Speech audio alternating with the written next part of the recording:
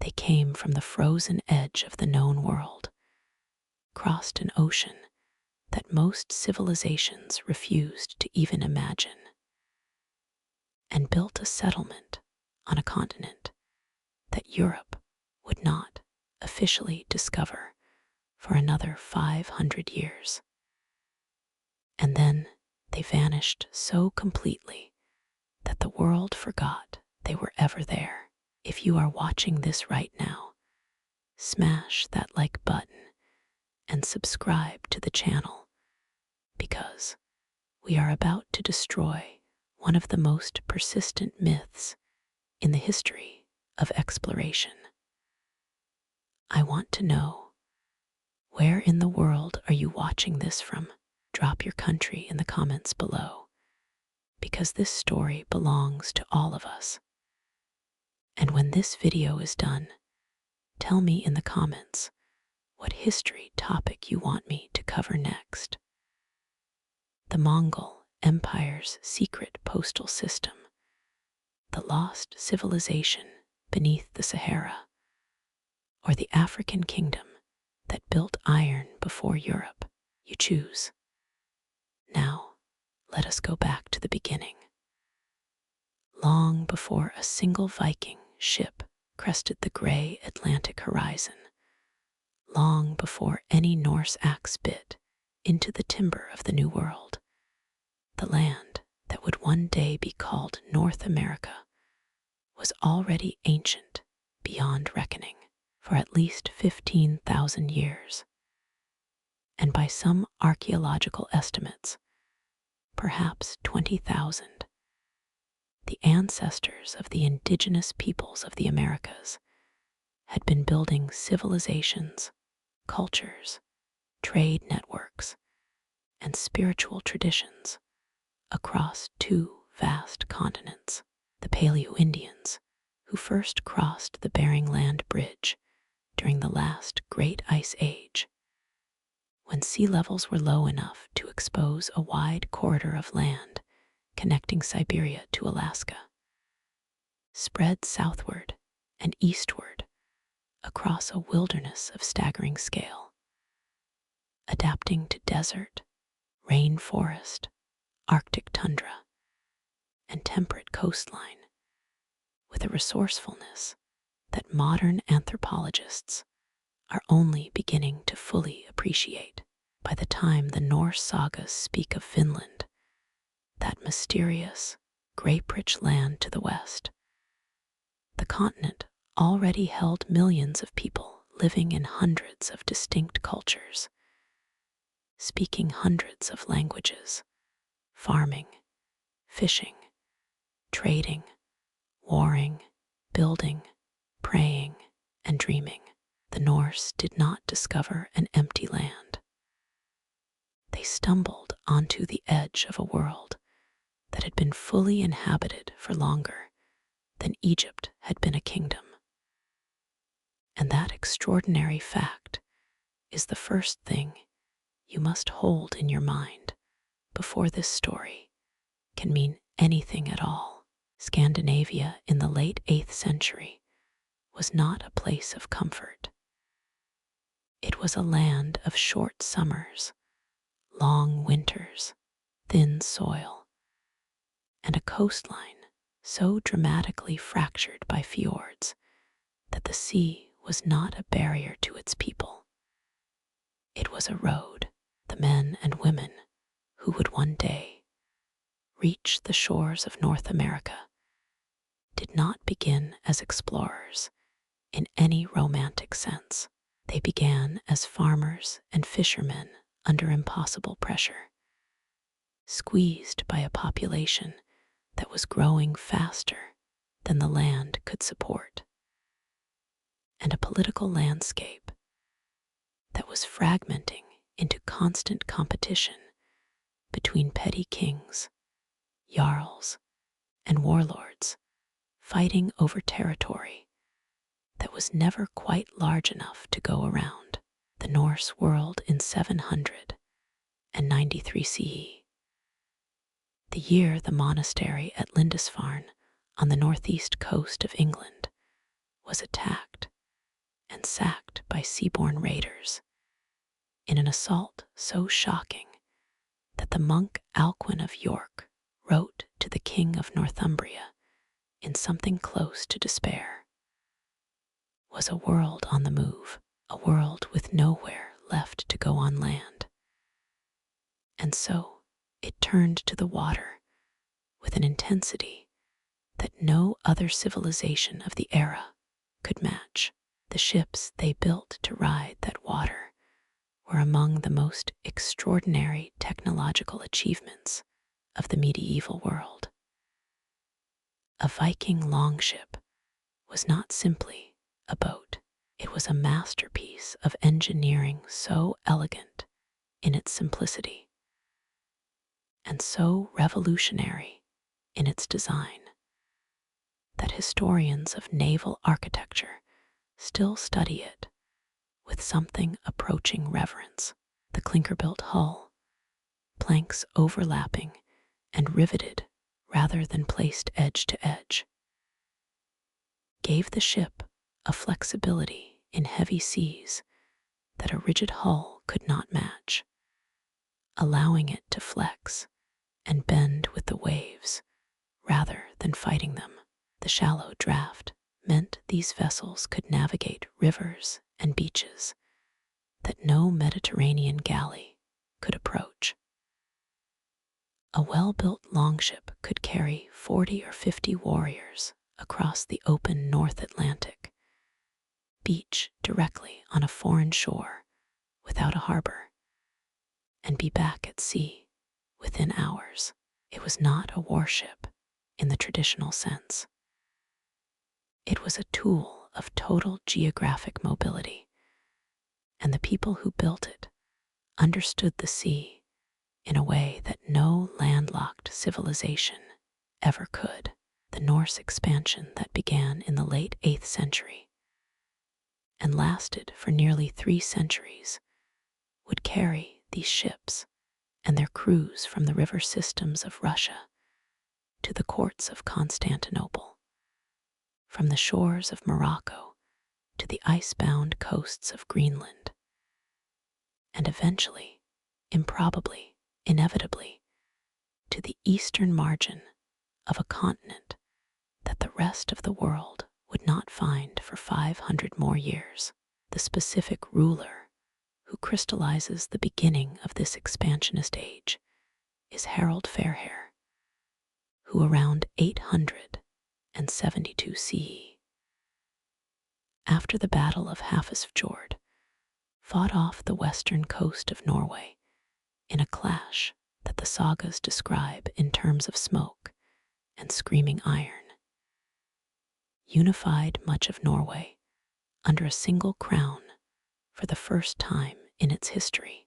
What Harald Fairhair's consolidation of power actually accomplished was less a political triumph and more a demographic pressure valve that burst outward.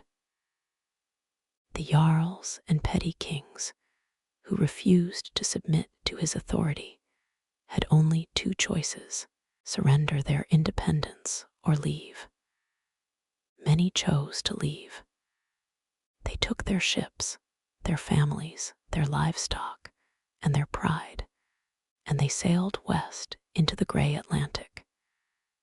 And in doing so, they set in motion the chain of migration and exploration that would eventually reach Newfoundland, the Norse settlement of the Faroe Islands, already begun by Irish monks seeking solitude, now became a full colonization project. Iceland, 900 miles west of Norway, and still volcanic and wild, received its first permanent Norse settlers around 874 CE, led by a man named Ingolf Arnarson, whose decision to trust the wind and sail into total uncertainty established a pattern that would define Norse exploration for the next century and a half. Within 60 years, Iceland's habitable land was was fully claimed. And once again, the pressure began to build. The culture these settlers carried with them was not simply one of violence and raiding, though that image has dominated the popular imagination for centuries. Norse culture in this period was one of extraordinary richness. A tradition of oral poetry called skaldic verse that could compress entire battles and generations of history into intricate alliterative stanzas, a mythological worldview centered on Odin and Thor, and the great world tree Yggdrasil that bound all 9 realms together, a legal tradition expressed through the thing, an outdoor assembly where free men gathered to argue cases and settle disputes according to a body of oral law so complex that professional lawyers called lerksargumen existed specifically to memorize and recite it. The Norse were not simply raiders. They were merchants, farmers, poets, lawmakers, and explorers who happened to also be extraordinarily effective warriors, and it is only by understanding the full complexity of their culture that we can begin to understand why someone like Leif Erikson would sail west from Greenland into total unknown, not driven purely by greed or conquest, but by a combination of curiosity, competitive pride, and the deep Norse conviction that the world beyond the horizon was a problem to be solved rather than a mystery to be feared. Yet the raid remained central to Norse identity in ways that the later settlements cannot disguise. The word Viking itself is believed to derive from the Old Norse vik, meaning a bay or inlet, places where raiders could hide their ships before striking. And the practice of coastal raiding that exploded across Western Europe after 793 CE was not incidental to Norse expansion, but intimately connected to it. Every monastery along the Irish, Scottish, English, and Frankish coasts that felt the shadow of a dragon prow was a data point in a larger story about what happens when a maritime culture with superior ships and no central restraining authority encounters a continent of agricultural civilizations that have grown rich and complacent behind walls. The Norse hit those walls like water hitting stone, not battering it down, but finding every crack, every river, every unguarded estuary, flowing through the weak points with a relentlessness that no defensive strategy of the era could fully counter. By the mid-9th century, Norse raiders had established permanent fortified camps on the Seine River in France and on the Thames in England, and a Norse king named Rurik had been invited, or had seized the opportunity, depending on which source you trust, to rule the Slavic trading city of Novgorod, planting the seed of what would eventually become the Russian state. The reach of Norse expansion in this first explosive century was so vast and so multidirectional that it strains the imagination. And yet, the most extraordinary chapter of that expansion was still decades away. But as Harald Fairhair's descendants squabbled over the kingdom he had built, as the pressure on Iceland's limited farmland reached a breaking point, and as a quarrelsome, violent man named Eirik the committed a murder in Iceland that would change the history of the world. The stage was being set for the final act of Norse geographic ambition, the one that reached all the way to the shores of a new continent. With the political consolidation of Norway under Harald Fairhair and the subsequent demographic overflow into Iceland, the stage was cleared for the next, most daring phase of Norse expansion. A phase that would begin not with a king's ambition, but with a criminal's exile. The man who opened the door to North America was not a great king. He was not a philosopher or a visionary.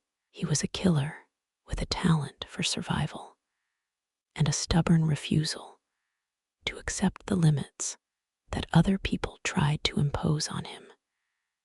And his name was Eirik Thorvaldsson, called Eirik the Red for the color of his hair and beard, a physical detail so distinctive that it followed him across the centuries in every source that mentions him.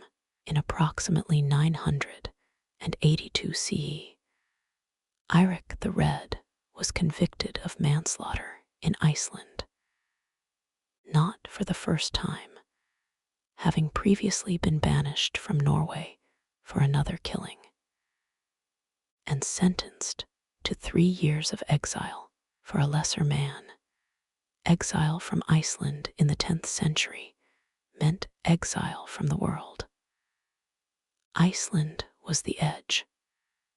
Beyond it, as far as anyone in Reykjavik knew, there was nothing but empty ocean and the kind of death that came from cold and thirst and the indifferent weight of the North Atlantic. But Eirik the Red had heard stories, fragments, rumors, sailors' tales about a coastline glimpsed to the west by a Norwegian merchant named Gunnbjörn Ulfsson, who had been blown off course decades earlier and had seen what he described as skerries, rocky islets, beyond which rose a large landmass. That fragment of information was enough for Eirik. He provisioned his ships, gathered his household, and sailed west into the unknown with the calm determination of a man who genuinely had nothing left to lose. What Eirik found was Greenland, not the frozen wasteland its modern reputation suggests, but a land of genuine agricultural possibility, at least along its southern and western coasts, where a medieval warm period that climatologists now confirm had raised average temperatures high enough to support livestock farming and limited grain cultivation.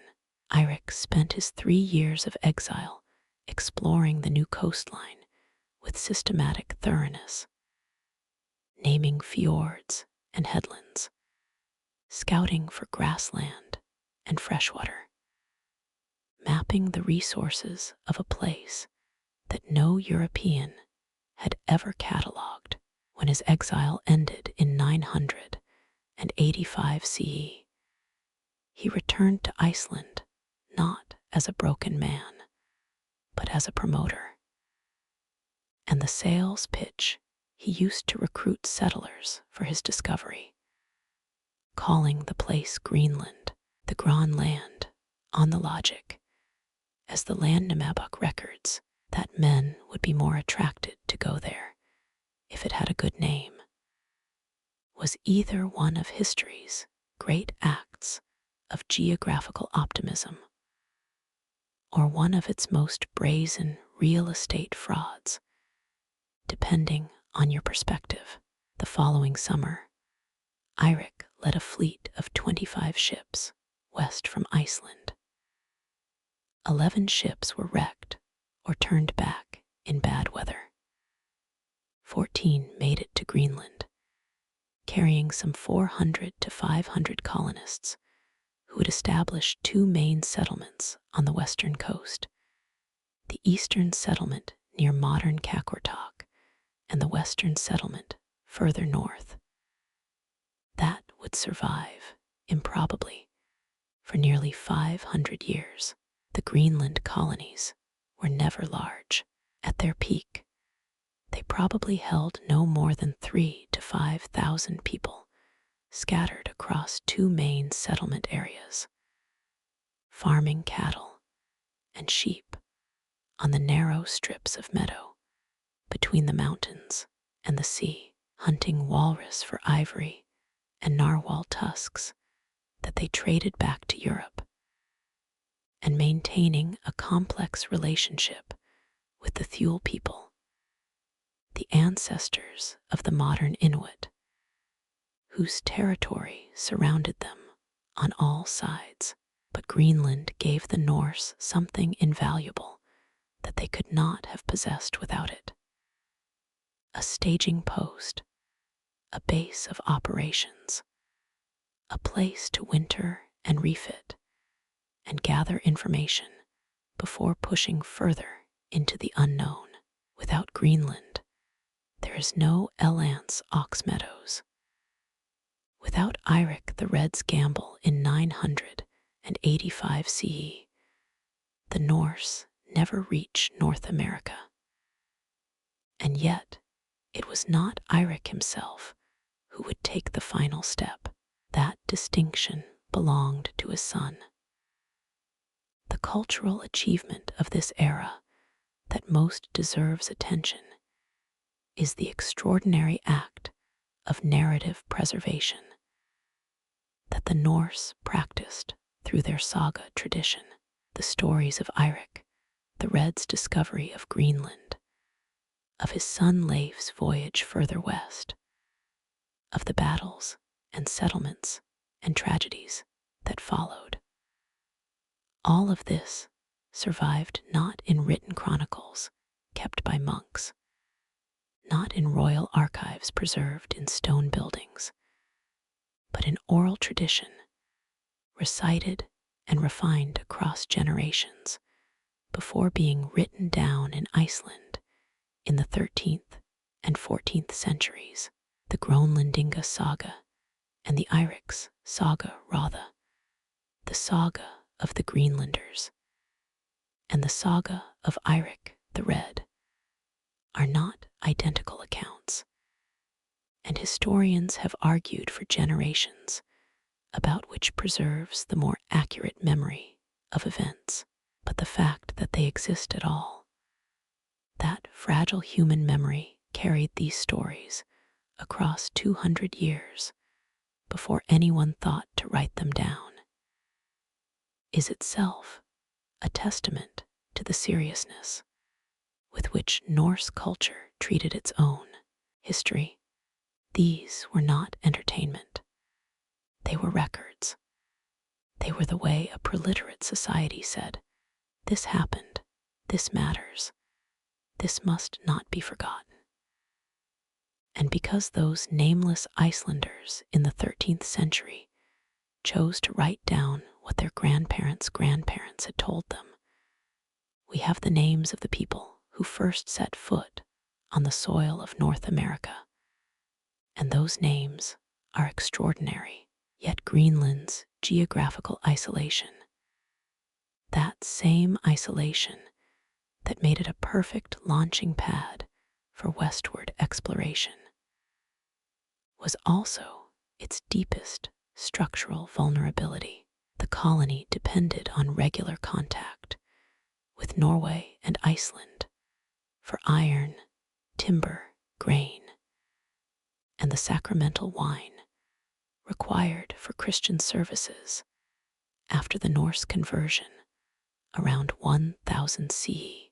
When that contact became irregular, as it did increasingly after the 14th century, when the Black Death devastated Scandinavia's maritime capacity, and the Little Ice Age began tightening its grip on the North Atlantic shipping lanes, Greenland was left dangerously exposed, but that catastrophe lay centuries in the future. In 985 CE, with the smoke of new hearths rising above new longhouses, and with a generation of men who had grown up on ships and had never been taught to accept a horizon as a final limit, the direction of Norse ambition pointed inevitably west, toward whatever lay beyond Eirik's new land. Then, from out of the fog of the North Atlantic, a merchant ship blown off course glimpsed a coastline that no one in the Greenland settlements had ever seen. And one man's decision to take that sighting seriously changed the history of exploration forever. History does not always reward the bold. Sometimes it rewards the unlucky. In approximately 985 or 986 CE. The exact year is uncertain. The sagas disagree in their chronology. A Norse merchant named Bjarni Herjolfsson sailed from Iceland to visit his father in the newly established Greenland settlements, and sailed directly into one of the most consequential navigational errors in the history of exploration. His ships were caught in fog and northerly winds for days, driven off course, and when the weather finally cleared, the coastline that appeared before him was nothing like the mountainous glaciated landscape he had been told to expect in Greenland. It was flat. It was forested. The trees came down to the water. There were no glaciers. The land was gentle and green in a way that Greenland emphatically was not. And Bjarni Herjolfsson looked at it, decided it was not where he wanted to be, and turned his ship north without going ashore. He glimpsed North America from the deck of his ship and sailed away. The Grönlandinga saga is quite specific about what happened when Bjarni eventually reached Greenland and told people what he had seen. He was criticized. The Greenland men thought he showed a lack of curiosity, a serious charge in a culture that prized exploration as both practical necessity and personal virtue. But Bjarni had a merchant's mind, not an explorer's. He had cargo to deliver and a father to find, and a wooded coastline in the wrong direction was an inconvenience rather than an invitation. He sold his ship and settled in Greenland and never went back. But the descriptions he gave of what he had seen, 3 different landfalls, each described with enough geographic detail that later readers could argue about which corresponded to which part of the North American coast. Those descriptions did not die with his lack of interest. They circulated. They were repeated. And they reached the ears of a young man in the Greenland settlements who had grown up knowing that his father had opened one new world and who saw no reason why he could not open another. That young man was Leif Erikson, and he was about to make history in a way that would not be proven beyond reasonable doubt for nearly 1,000 years. The irony of Bjarni Herjolfsson's place in this story is almost painful. He was the first European to see the North American mainland, a fact acknowledged in the Grönlandinga saga with no particular drama, as if it were simply a navigational mishap of minor importance. He died in Greenland probably having never fully understood what he had glimpsed across those gray northern waters. No settlement bears his name. No continent was called after him. He gets a paragraph in the sagas and a footnote in the history books, and he earned both of them by sailing away from the most significant landfall in the history of exploration, because it was inconveniently located. The universe of historical accident is full of Bjarnis, people who touched the edge of something enormous and pulled their hand back.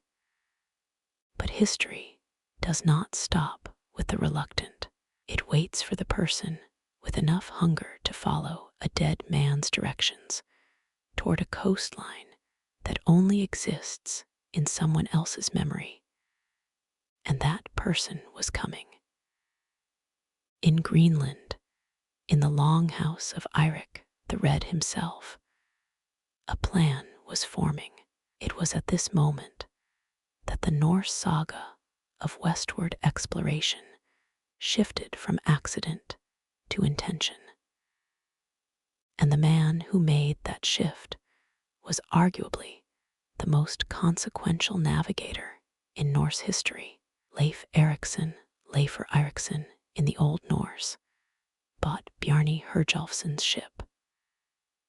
That detail, recorded in the Grönlandinga saga with the same matter-of-fact directness that characterizes all Norse narrative, is one of the most significant commercial transactions in the history of exploration. Leif presumably asked Bjarni questions. He would have wanted to know everything: wind directions, wave heights, the color of the water, the smell of the air when land was near, the sequence of the 3 different coastlines Bjarni had seen. And then he gathered a crew of 35 men, provisioned the ship, and sailed in a direction that every sailor of his era would have recognized as west-southwest into total uncertainty, guided only by the reverse logic of following Bjarni's route backward. Seeing the last thing Bjarni had seen first, and the first thing last, the 3 landfalls Leif described in the sagas have generated more scholarly argument than almost any other aspect of Norse exploration. But the broad consensus that has emerged since the discovery of Elant's Ox Meadows in 1960 places them roughly as follows. The first land Leif reached was a place of flat rock and glacial ice that he named Helluland, Flat Stone Land, almost certainly Baffin Island in the modern Canadian Arctic. The second was a lower, forested coast with white sandy beaches that he called Markland Forest Land, almost certainly the coast of Labrador.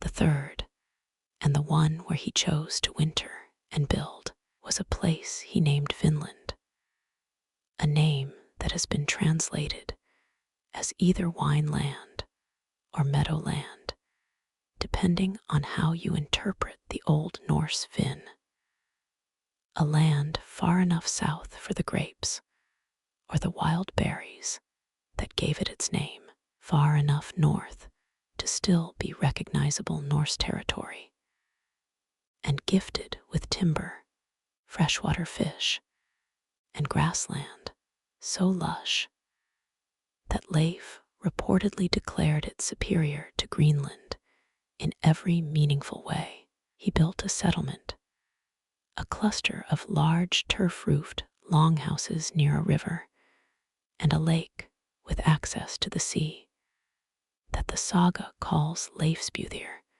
Leif's booths, or Leif's camp. He spent the winter there. He loaded his ship with timber and the vine fruit that gave the land its name. He sailed back to Greenland in the spring and never returned. The year was approximately 1000 CE, a date that carries a certain apocalyptic resonance in the Christian imagination. The year in which medieval Europe genuinely feared the end of the world. And yet, on a remote headland at the northern tip of Newfoundland, a group of Norse men and women were quietly becoming the first Europeans to spend the winter in the Americas. The irony of that juxtaposition is almost too perfect to be accidental. While European Christianity was bracing itself for divine judgment and the end of history, Norse pragmatism was busy extending history into an entirely new hemisphere. Leif Erikson never went back to Vinland. The sagas explain this partly by the sudden death of his father Eirik the Red, the old explorer dying in an epidemic that struck the Greenland settlements the winter after Leif's return, and partly by the demands of running the family holdings in Greenland, which had become his responsibility. But he did not keep his discovery to himself.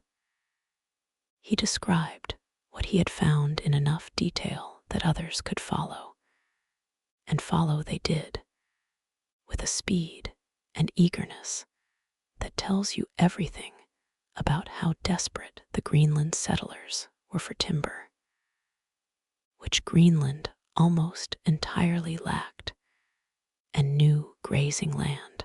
His brother Thorvald led the next expedition, sailed south and west from Leif's camp, and was killed in a confrontation with the indigenous people of the region in what the sagas call a skirmish with the Skraelings, a Norse word that has been variously translated as wretches, foreigners, or simply the others, and whose precise origin remains debated by etymologists. Thorvald Eriksson died on the coast of North America around 1004 CE with a Norse arrow through his chest, or in some versions of the saga, shot by an indigenous archer, making him possibly the first documented European to be buried in the New World. His death was the first warning that Vinland was not simply there for the taking. The cultural dimension of this era that demands attention is the extraordinary navigational knowledge that made these voyages possible at all. The Norse had no magnetic compass. They had no sextant. They had no astrolabe.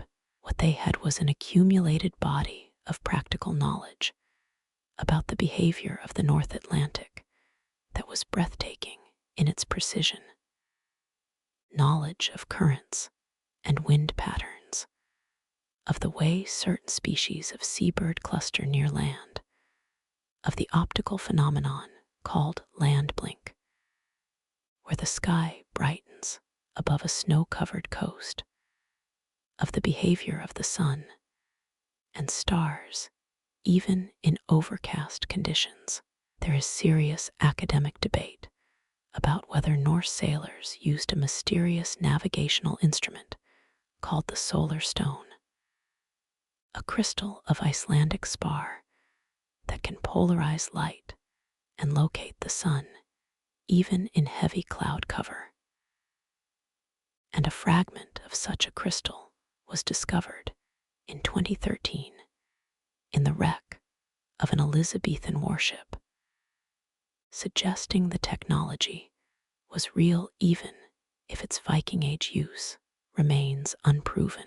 The Norse crossed and recrossed the North Atlantic in the early 11th century with a regularity that implies not luck, but mastery. An intimate, empirical, hard-won understanding of the sea that deserves to be ranked among the great intellectual achievements of the medieval world. These were not lucky adventurers. They were highly skilled professionals operating at the outer edge of what their technology could support.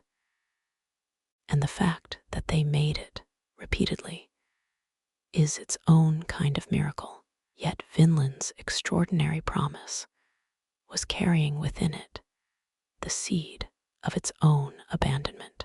Every ship that returned to Greenland with timber and grapevines and stories of rich fishing was also carrying back news of something the Norse had not fully anticipated: that the land was not empty, that its inhabitants were numerous and not inclined to be dispossessed, and that the small Norse expeditions, however well armed, could not simply settle and expand as they had in Iceland and Greenland. The arithmetic of colonization was not in their favor. Greenland, at its peak, held perhaps 5,000 people. The indigenous populations of northeastern North America in 1000 CE numbered in the hundreds of thousands. The Norse were not bringing a civilization to an empty wilderness. They were poking a very large beast in a very tender spot. But before the full implications of that asymmetry became undeniable, one more expedition would sail for Vinland, the most ambitious of all, led by a woman. And it would bring the Norse dream of a North American colony to its final, dramatic, and ultimately fatal crisis, with the return of Leif's expedition to Greenland and the growing awareness that Vinland offered resources worth fighting for. The pressure for a more permanent settlement intensified, and the stage was set for the most complex and tragic chapter of the Norse American adventure.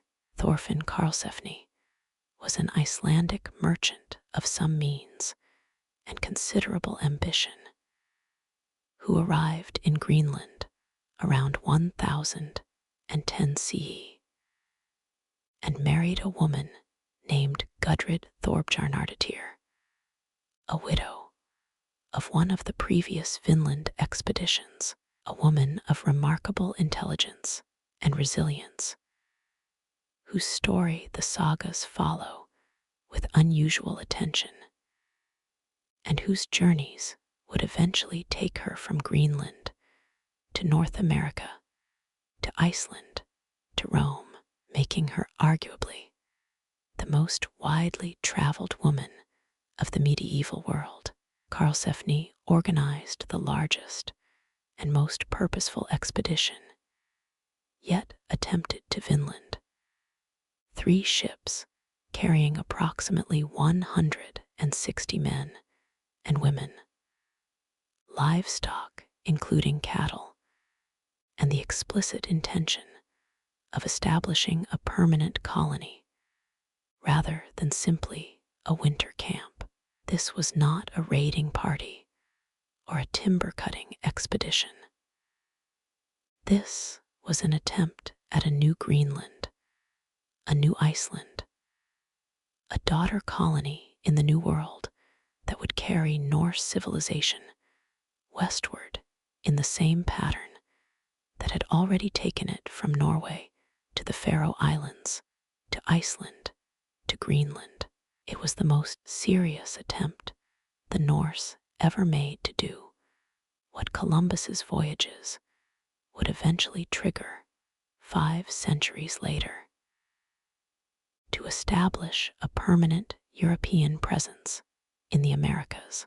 The expedition found Leif's camp and used it as a base. The sagas describe the first winter as successful. They had good housing, abundant fish, and game so plentiful that Karlsefni reportedly remarked that the cattle they had brought would not even be needed. And in the spring, the first contact with the Skraelings established the pattern that would eventually doom the whole enterprise. The sagas describe the initial meetings as peaceful, even commercially productive. The Norse trading red cloth for furs and skins, the indigenous visitors coming in large numbers by canoe, and showing more curiosity than hostility. But the relationship deteriorated with a speed that the sagas record without fully explaining, possibly because the explanation was obvious to anyone who was there. The Norse were not just trading. They were building, farming, and occupying land that was already occupied. And the people whose land it was drew the logical conclusions about what that meant. The turning point came with the birth of a child. In this North American settlement, Gudrid gave birth to a son named Snorri Karlsefni, the first person of European parentage known to have been born in the Americas, a distinction that no subsequent European would share for nearly 500 years. Snorri was born around 1012 CE in a longhouse on the North American continent, and his birth should have been the beginning of a lineage, the founding of a new people. Instead, it was a footnote, because within 2 or 3 years of the Karlsefni expedition's arrival, the situation with the Skraelings had deteriorated to open warfare, and the Norse were losing. The sagas describe the final confrontation with both heroism and panic.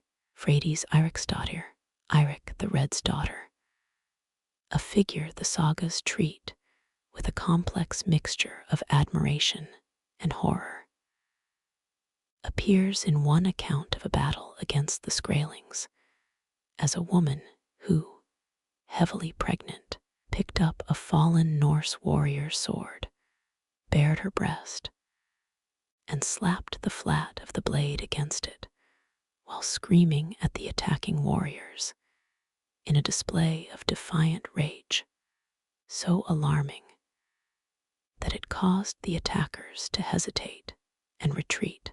Whether this story is literally true, embellished in the retelling, or wholly invented, it lodged so deeply in the Norse imagination that it survived 2 centuries of oral transmission before being written down, which tells you something about what it meant, about how desperate the situation was, about how a woman in childbirth, or immediately after birth, could become a symbol of survival when everything else was failing. The Norse in Vinland needed miracles. They got stories of miracles instead. And eventually, sometime around 1013 or 1014 CE, Karlsefni made the decision that every leader in an impossible position eventually faces. He loaded his ships and left. The cultural achievement embedded in this failed colonization attempt is, paradoxically, one of the most important in the entire Norse American story. Gudrid Thorbjarnardottir, Snorri's mother, Karlsefni's wife, the woman who had survived more disaster and traveled more distance than almost any other person of her era. After the return to Greenland and eventually Iceland, made a pilgrimage to Rome. she walked from Iceland across the length of Europe to the seat of the Catholic Church, received an audience that the sagas describe though do not detail, and returned to Iceland, where she became an anchoress, a religious recluse, spending her final years in prayer and contemplation. When medieval Icelandic genealogists traced the descent lines of the most prominent Icelandic bishops of the 12th and 13th centuries, several of them traced their lineage back through Snorri Karlsefni to Gudrid, to the woman who had given birth in North America, to the woman who had walked to Rome, to the woman who ended her days in silence and prayer in Iceland. The first known European born in the Americas had grandchildren who became bishops. That chain of descent, connecting the soil of Newfoundland to the episcopal throne of medieval Iceland, is one of the stranger corridors of history. Yet the failure of the Karlsefni expedition to establish a permanent colony was not simply a military defeat. It was a structural impossibility given the resources available. The Norse lacked the demographic depth, the organizational capacity, the technological advantages that would eventually allow European colonizers to overwhelm indigenous North American resistance. The conquistadors of the 16th century brought diseases, horses, gunpowder, and the organizational backing of nation-states with virtually unlimited resources. Karlsefni brought 3 ships and 160 people and iron weapons. And iron weapons, however lethal, were not enough. The Norse attempt to colonize North America failed, not because the Norse were weak, but because the conditions for successful colonization of an inhabited continent require a particular combination of technological, biological, and demographic advantages that the Norse in 1010 CE did not yet possess. That combination would not exist for another 500 years. And when it did, the consequences for the people the Norse had called the Skraelings would be catastrophic beyond anything the Viking Age could have imagined. But the Norse were not done with Vinland yet. One more expedition would follow, darker than any that had gone before, more violent, more morally ambiguous. And it would be led not by a great explorer or a merchant prince, but by Eirik the Red's own daughter, Freydis, whose second journey to Vinland would transform the Norse American story from a tale of exploration into something closer to a tragedy. This instability in the Norse relationship with Vinland continued until one final, bloody expedition closed the chapter with an act of violence so disturbing that even the saga compilers, who were not squeamish men, recorded it with visible discomfort. The Eirik saga Ratha and the Grönlandinga saga do not fully agree on the role of Freydis Eiriksdottir in the Vinland story, and that disagreement itself is instructive. In the Eirik saga, she appears primarily as the berserk heroine of the sword against breast episode, a woman of terrifying physical courage who saves the Norse survivors from a Skraeling attack. In the Grönlandinga saga, she is the architect of a mass murder. Both characterizations may be accurate. History is not obliged to give us simple people. According to the Grönlandinga saga, sometime around 1013 CE, after the Karlsefni expedition had returned to Greenland, Freydis organized her own expedition to Vinland in partnership with two Icelandic brothers named Helgi and Finnbogi. The arrangement was meant to be a partnership of equals. Each party would bring 30 fighting men. They would share Leif's houses, and they would share the profits from whatever timber and goods they brought back. But from the beginning, the Grönlandinga saga depicts Freydis as scheming to dispossess her partners. She took the main longhouse for her own group and forced the brothers and their people to build separate quarters. She manufactured quarrels. She accused the brothers of assaulting her and worked her husband Thorvard into a fury of righteous indignation through a lie, waking him in the night to show him bruises she had inflicted on herself, and claiming Helgi had beaten her. And then, before dawn, she had her husband and his men attack the brothers' camp. The men were killed with swords, but the women, there were 5 of them, the men refused to kill.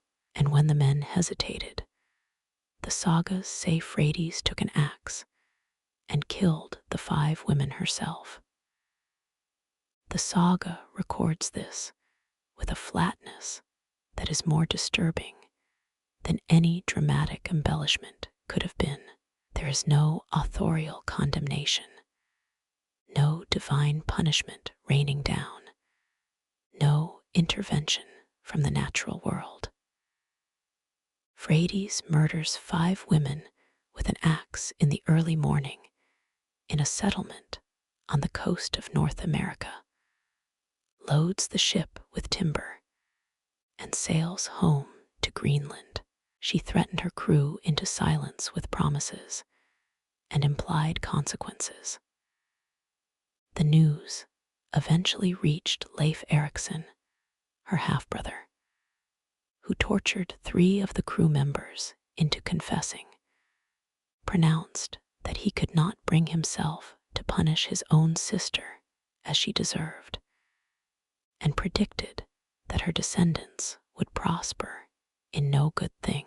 The saga records that she was universally avoided afterward, that her reputation never recovered, and that Leif's prophecy of a cursed line came true.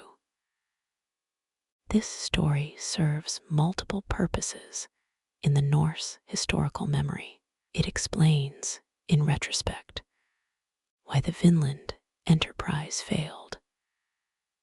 Not just the practical military problems with the Skraelings, but a moral corruption at the heart of the colonizing project itself. It also preserves a memory of Vinland's final chapter that is uncomfortable and unresolved in ways that simple tales of heroic exploration never are. The Norse did not sanitize Freydis out of their history. They kept her there, axe and all, as a reminder that the human cost of expansion is not always paid by strangers. No subsequent Norse expedition to North America is recorded in the sagas after Freydis' return to Greenland. The Vinland enterprise, that audacious, improbable, ultimately failed attempt to extend Norse civilization across the North Atlantic to a new continent, was over. The architectural achievement of this whole Norse American period, preserved in the ground at Elant's Ox Meadows, deserves its own moment of attention. before we proceed. The site that archaeologists Helge Ingstad and Anne Stein Ingstad discovered in 1960 and excavated through the following decade contains the physical evidence for everything the sagas describe. Not in Labrador or along the Gulf of St. Lawrence, where many earlier theorists had placed Vinland, but at the northern tip of Newfoundland, at a place called Epaves Bay, near the modern small town of Elance, Meadows. What the Ingstads found, there was 8 complete building complexes, 3 large halls, 4 smaller structures, and a boat repair shed, built in exactly the Norse style of turf construction, carbon dated to around 1000 CE, furnished with artifacts, including a spindle whorl that proved women were present, a bronze ring-headed pin of the type worn throughout the Norse world in the late 10th and early 11th centuries, and most critically, a stone lamp of Norse type, iron rivets of Norse construction, and a fragment of worked wood that demonstrated woodworking techniques used only in Scandinavia and Iceland.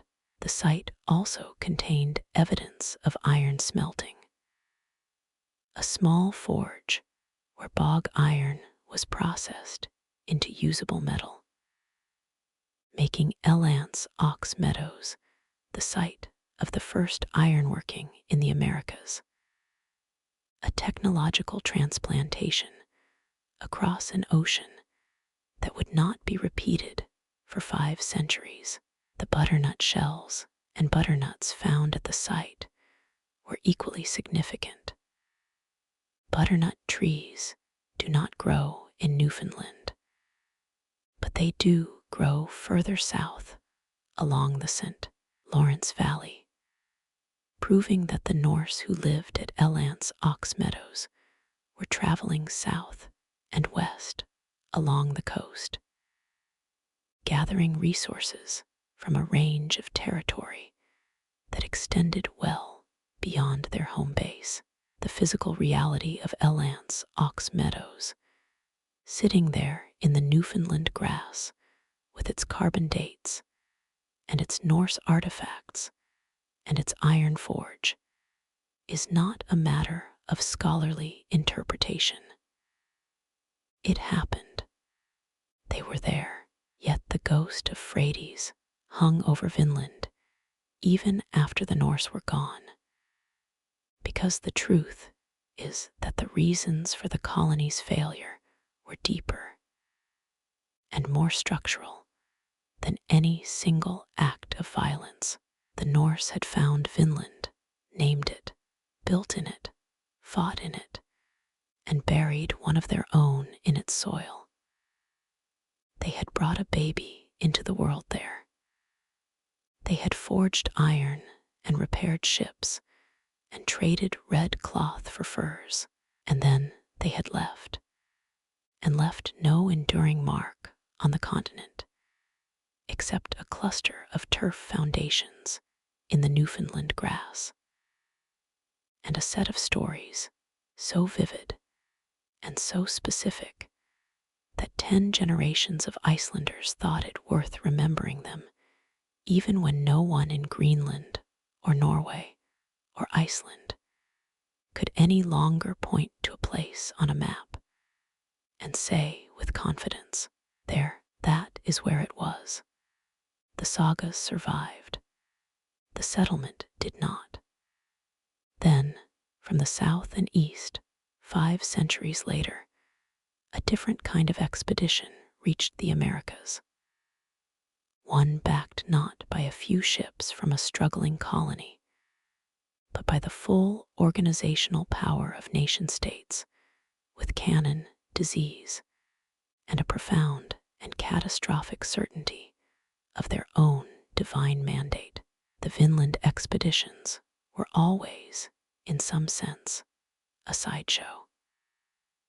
The main event, the experiment that actually lasted 500 years, the Norse colonial enterprise that left the deepest material trace in the archaeological record, was Greenland itself. And the story of Greenland between 1000 and 1400 CE is one of the most extraordinary examples of human persistence and ultimate fragility in the entire medieval world. Eirik the Red's two settlements, the eastern settlement near the southern tip of Greenland, and the western settlement several hundred miles to the north, grew slowly but consistently through the 11th and 12th centuries, reaching their peak population of perhaps 3,000 to 5,000 souls sometime in the 12th or early 13th century. They built farms and churches. They developed a distinctive Greenlandic culture that was recognizably Norse, but had adapted to conditions more extreme than anything the settlers' Norwegian ancestors had known. They hunted walrus in the waters of the far north, the Nordisetter hunting grounds above the Arctic Circle, and exported the ivory that provided their primary trade connection to Europe, a connection without which the colonies could not survive. Under the spiritual leadership of the Church, Greenland's first bishop, Arnold, was appointed in 1124 CE by the Norwegian crown and the papal hierarchy. The settlers built 12 parish churches and a cathedral at Gardar in the eastern settlement, complete with a bell tower and stained glass windows that had to be shipped across 2,000 miles of North Atlantic Ocean. The cathedral at Gardar was the most remote Christian building in the world when it was constructed, standing at the edge of the known universe in every meaningful sense, and the commitment it represented, the willingness to haul dressed stone and glass and bronze bells across the most dangerous ocean in the world to build a house of God at the edge of nowhere, is either the most inspiring expression of medieval Christian determination or the most reckless example of institutional prestige trumping practical necessity, depending on how you look at it. The Greenlandic Church paid tithes to Rome. Greenlandic bishops corresponded with the Archbishopric of Trondheim. Greenland participated in the Crusades, sending a ship and presumably men to participate in the 1248 Crusade led by Louis Ix of France, contributing what it could from the very edge of Christendom to a military enterprise happening on the other side of the world. The connectedness of the medieval world, even at its most extreme geographic margins, is consistently astonishing. But the 13th century began to pile up threats against the Greenland colonies with a relentlessness that no amount of faith or tithes could address. The climate began cooling from its medieval optimum. The walrus ivory that had been Greenland's economic lifeline faced increasing competition from elephant ivory imported from Africa through expanding Mediterranean trade networks, a commodity substitution that may have made practical economic sense in European markets, but was existential for the Greenlandic settlers who had nothing else to sell. The Norwegian crown, which had claimed Greenland as a royal territory and had the right to regulate trade, failed consistently to send the annual supply ships that the colonies depended on for iron, timber, grain, and salt. The Thule people, the ancestors of the modern Inuit, a culture technologically adapted to the Arctic, in ways the Norse were not, moved south into territory the Norse depended on for hunting. And the relationship between the two groups, always tense, began generating the kind of conflict that small, resource-stressed communities generate when their margins disappear. The Black Death of 1347 to 1350, which killed between 30 and 60% of Europe's population, devastated the Norwegian maritime communities that sent ships to Greenland and left the colonies more isolated than they had ever been. The Western settlement disappeared sometime around 1350 CE. The Norwegian priest Ivar Bardarson, sent to Greenland by the Bishop of Bergen to collect tithes and assess conditions, sailed to the Western settlement and found nothing. The farms were abandoned. The cattle and sheep were running wild in the fields. There were no people. There were no bodies. The Western settlement of Greenland, home to perhaps 500 souls, had simply ceased to exist. And to this day, no one knows with complete certainty what happened to the people who lived there. Were they killed by Thule raiders? Did they die of disease? Did they abandon the settlement and travel south to the eastern settlement, or north into oblivion, or west toward the Markland coast they knew was out there? The silence of the historical record on this question is one of the most haunting gaps in medieval history. And the archaeological evidence, abandoned farms, wild livestock, no mass graves, suggests not a sudden catastrophe, but a slow abandonment, family by family and farm by farm, until the last family left and the Arctic slowly reclaimed what they had built. The eastern settlement lasted longer than anyone who understood its situation in 1350 CE would have predicted. The last recorded contact between Greenland and the outside world that can be dated with confidence is a wedding in 1408 CE, held at the Church of Hvalsey in the eastern settlement, attended by witnesses whose names were later recorded in official documents in Norway. Someone thought to write down the wedding guests. Someone cared enough to keep the list. And then nothing.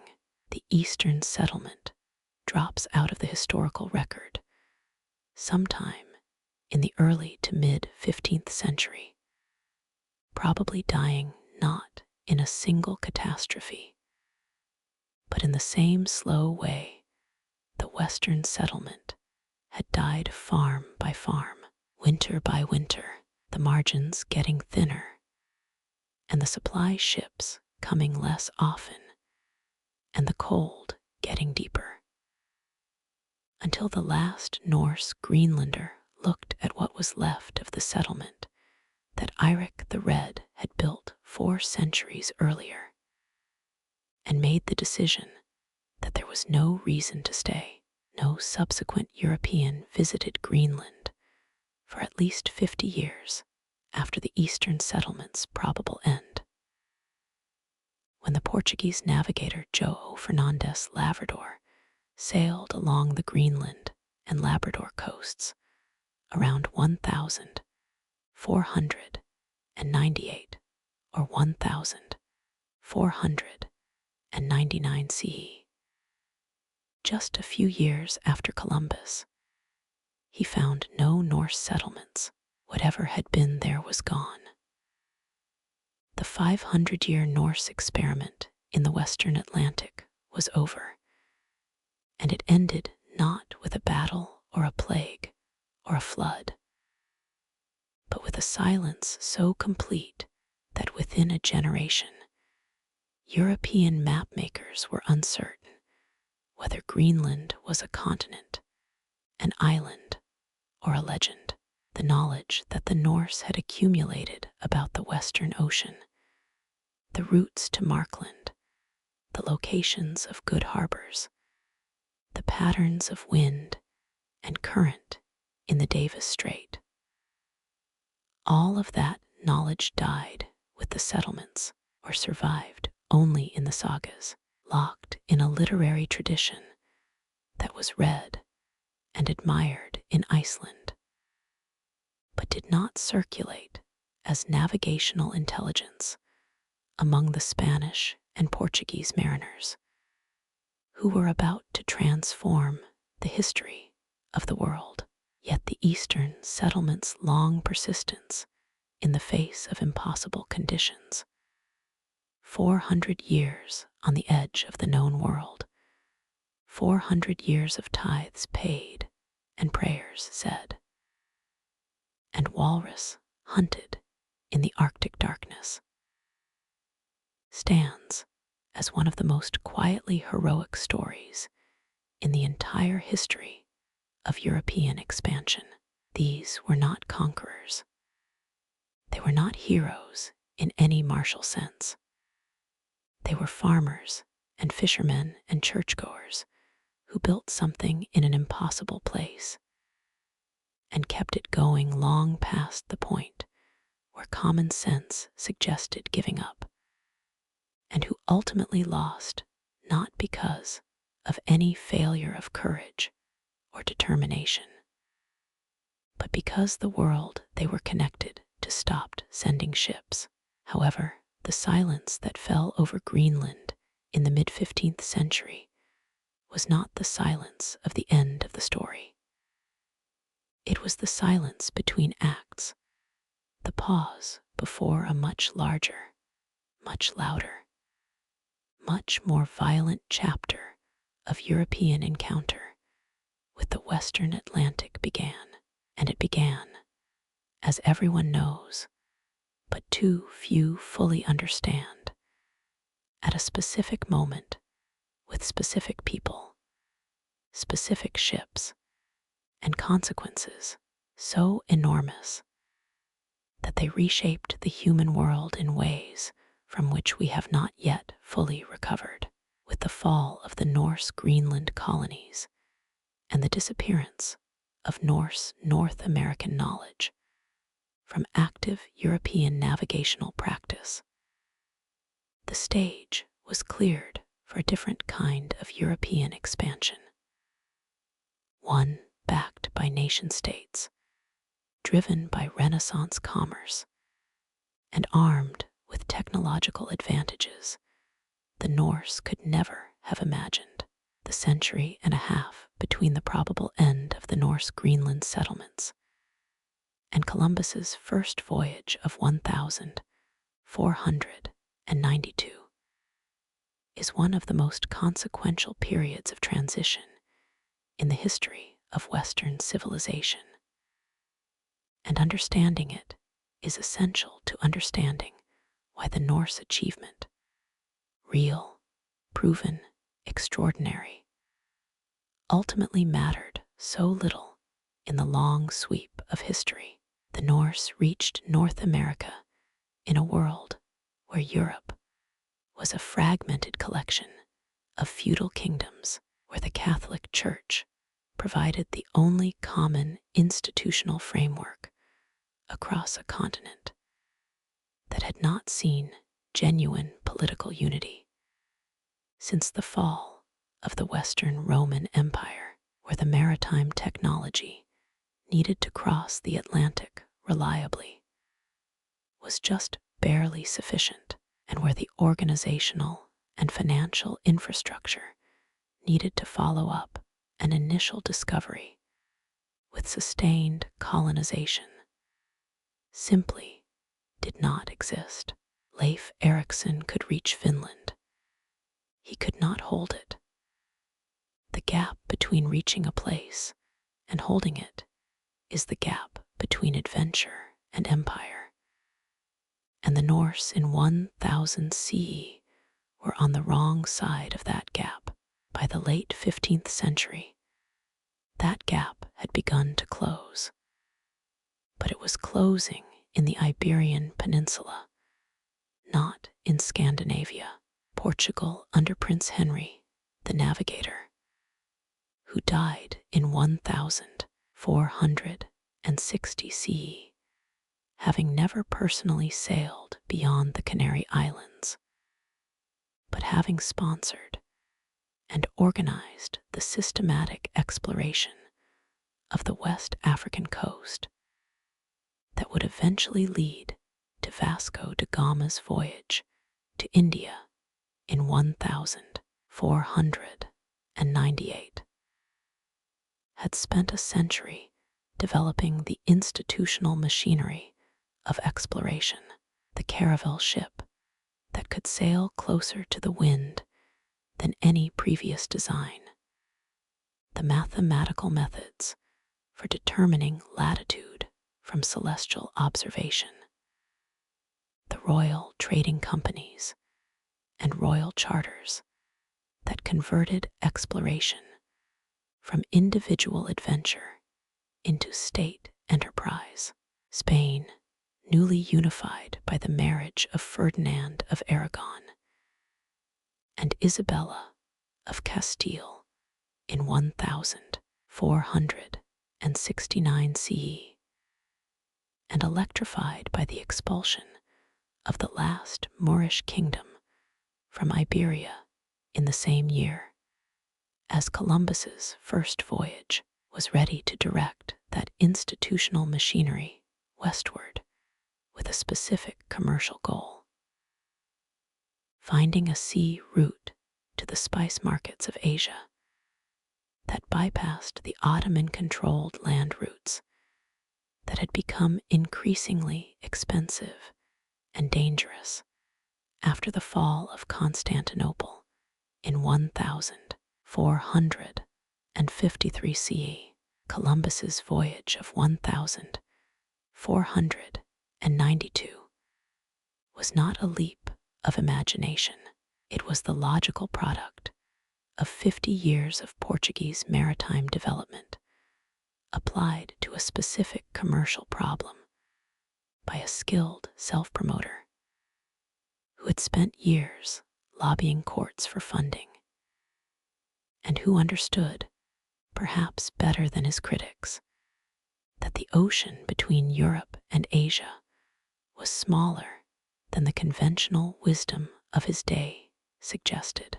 The specific ruler at the center of this transformation was Queen Isabella I of Castile, a woman of remarkable political intelligence and fierce religious conviction, who signed the contract with Columbus that authorized his first voyage, who authorized the series of papal bulls known as the Intercetera of 1493 that divided the newly discovered Western Hemisphere between Spain and Portugal, and who presided over the establishment of the Casa de Contratación, the House of Trade that organized the Spanish colonial enterprise in the Americas with a bureaucratic thoroughness that the Norse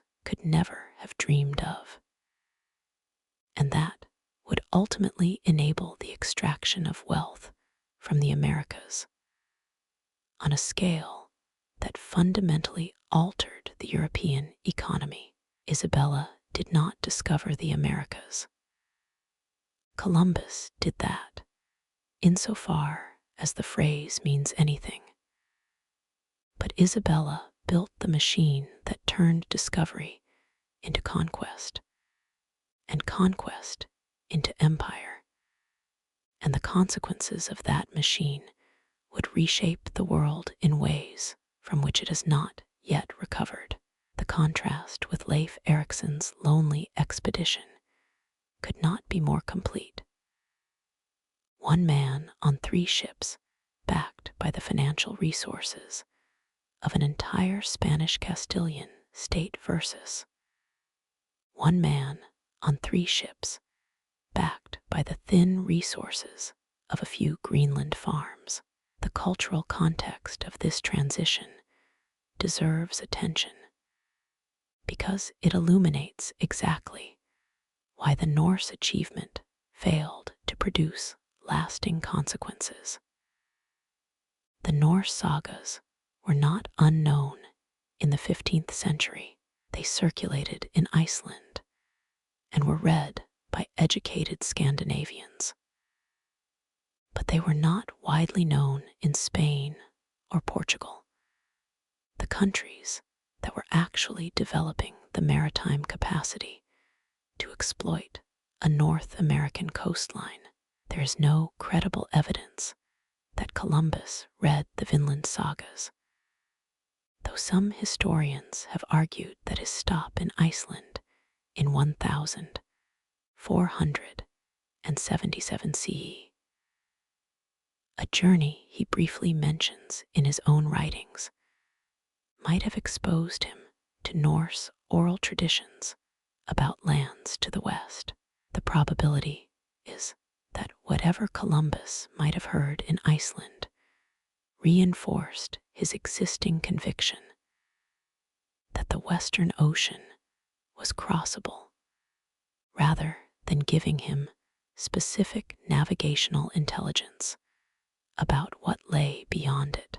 The Norse knowledge of North America did not transfer to the Iberian mariners who were about to make it matter.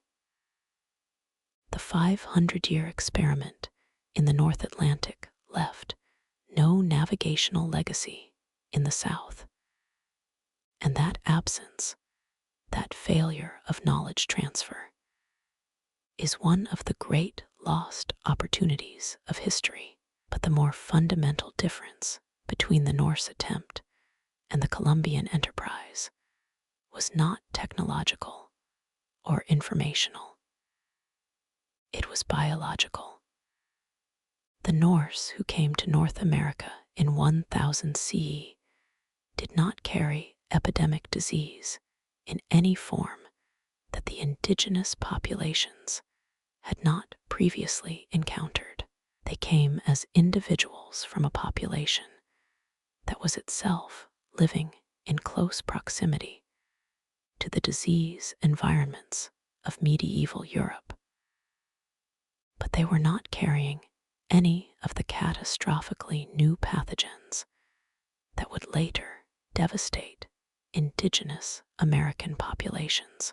When Columbus's ships arrived in 1492, they brought with them, without knowing it, without intending it, as a consequence of 500 years of dense European urban living and agricultural contact with domesticated animals, a suite of infectious diseases including smallpox, measles, influenza, typhus, and bubonic plague, to which the indigenous peoples of the Americas had no prior exposure, and therefore no immune memory. The demographic catastrophe that followed Columbus's arrival has been estimated by modern historians and epidemiologists as the largest proportional population loss in human history.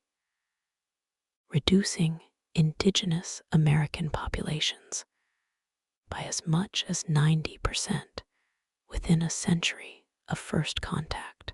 The Norse in 1000 CE could not have caused this catastrophe even if they had wanted to, because they did not carry the diseases that caused it. The Columbian encounter caused it not because Columbus was more violent or more rapacious than Leif Erikson, though violence and rapacity played their roles, but because European urban civilization in 1492 was a biological weapon that no military defense could stop. The fate of the Americas was decided not by cannon or cavalry, but by microbes. And that was a weapon that 5th century Norse Greenland simply did not possess. Then, from the south, Columbus's ships arrived in the Caribbean, and the world changed in ways that make the Norse North Atlantic adventure look, in retrospect, like a prologue to a story whose main chapter was almost unimaginably more violent. October 12, 1492. The lookout on the Pinta, a Castilian sailor named Rodrigo de Triana, saw a white cliff in the moonlight and shouted the words that would change the world. Tierra, tierra, land, land. Columbus, who had promised a reward of 10,000 maravedis to whoever first spotted land, and subsequently claimed the reward for himself, having supposedly seen a light the night before, made landfall in the Bahamas on an island the local Lucian people called Guanahani, and which he immediately renamed San Salvador, Holy Savior, in an act of renaming so symbolically loaded that it could stand alone as the thesis statement for the entire colonial enterprise that followed. The Norse had named their landfalls too, Helluland, Markland, Vinland. But there is a crucial difference between naming a place and claiming it for God and crown in a formal act of legal possession. And that difference encapsulates the essential distinction between the Norse North Atlantic experience and the Columbian enterprise.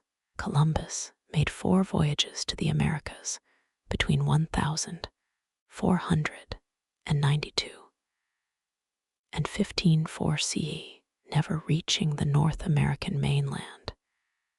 His explorations centered on the Caribbean islands and the coasts of Central and South America, and died in 1506 CE in Valladolid, Spain, still maintaining the fiction, or perhaps the genuine belief, that he had reached the eastern outliers of Asia rather than an entirely previously unknown landmass.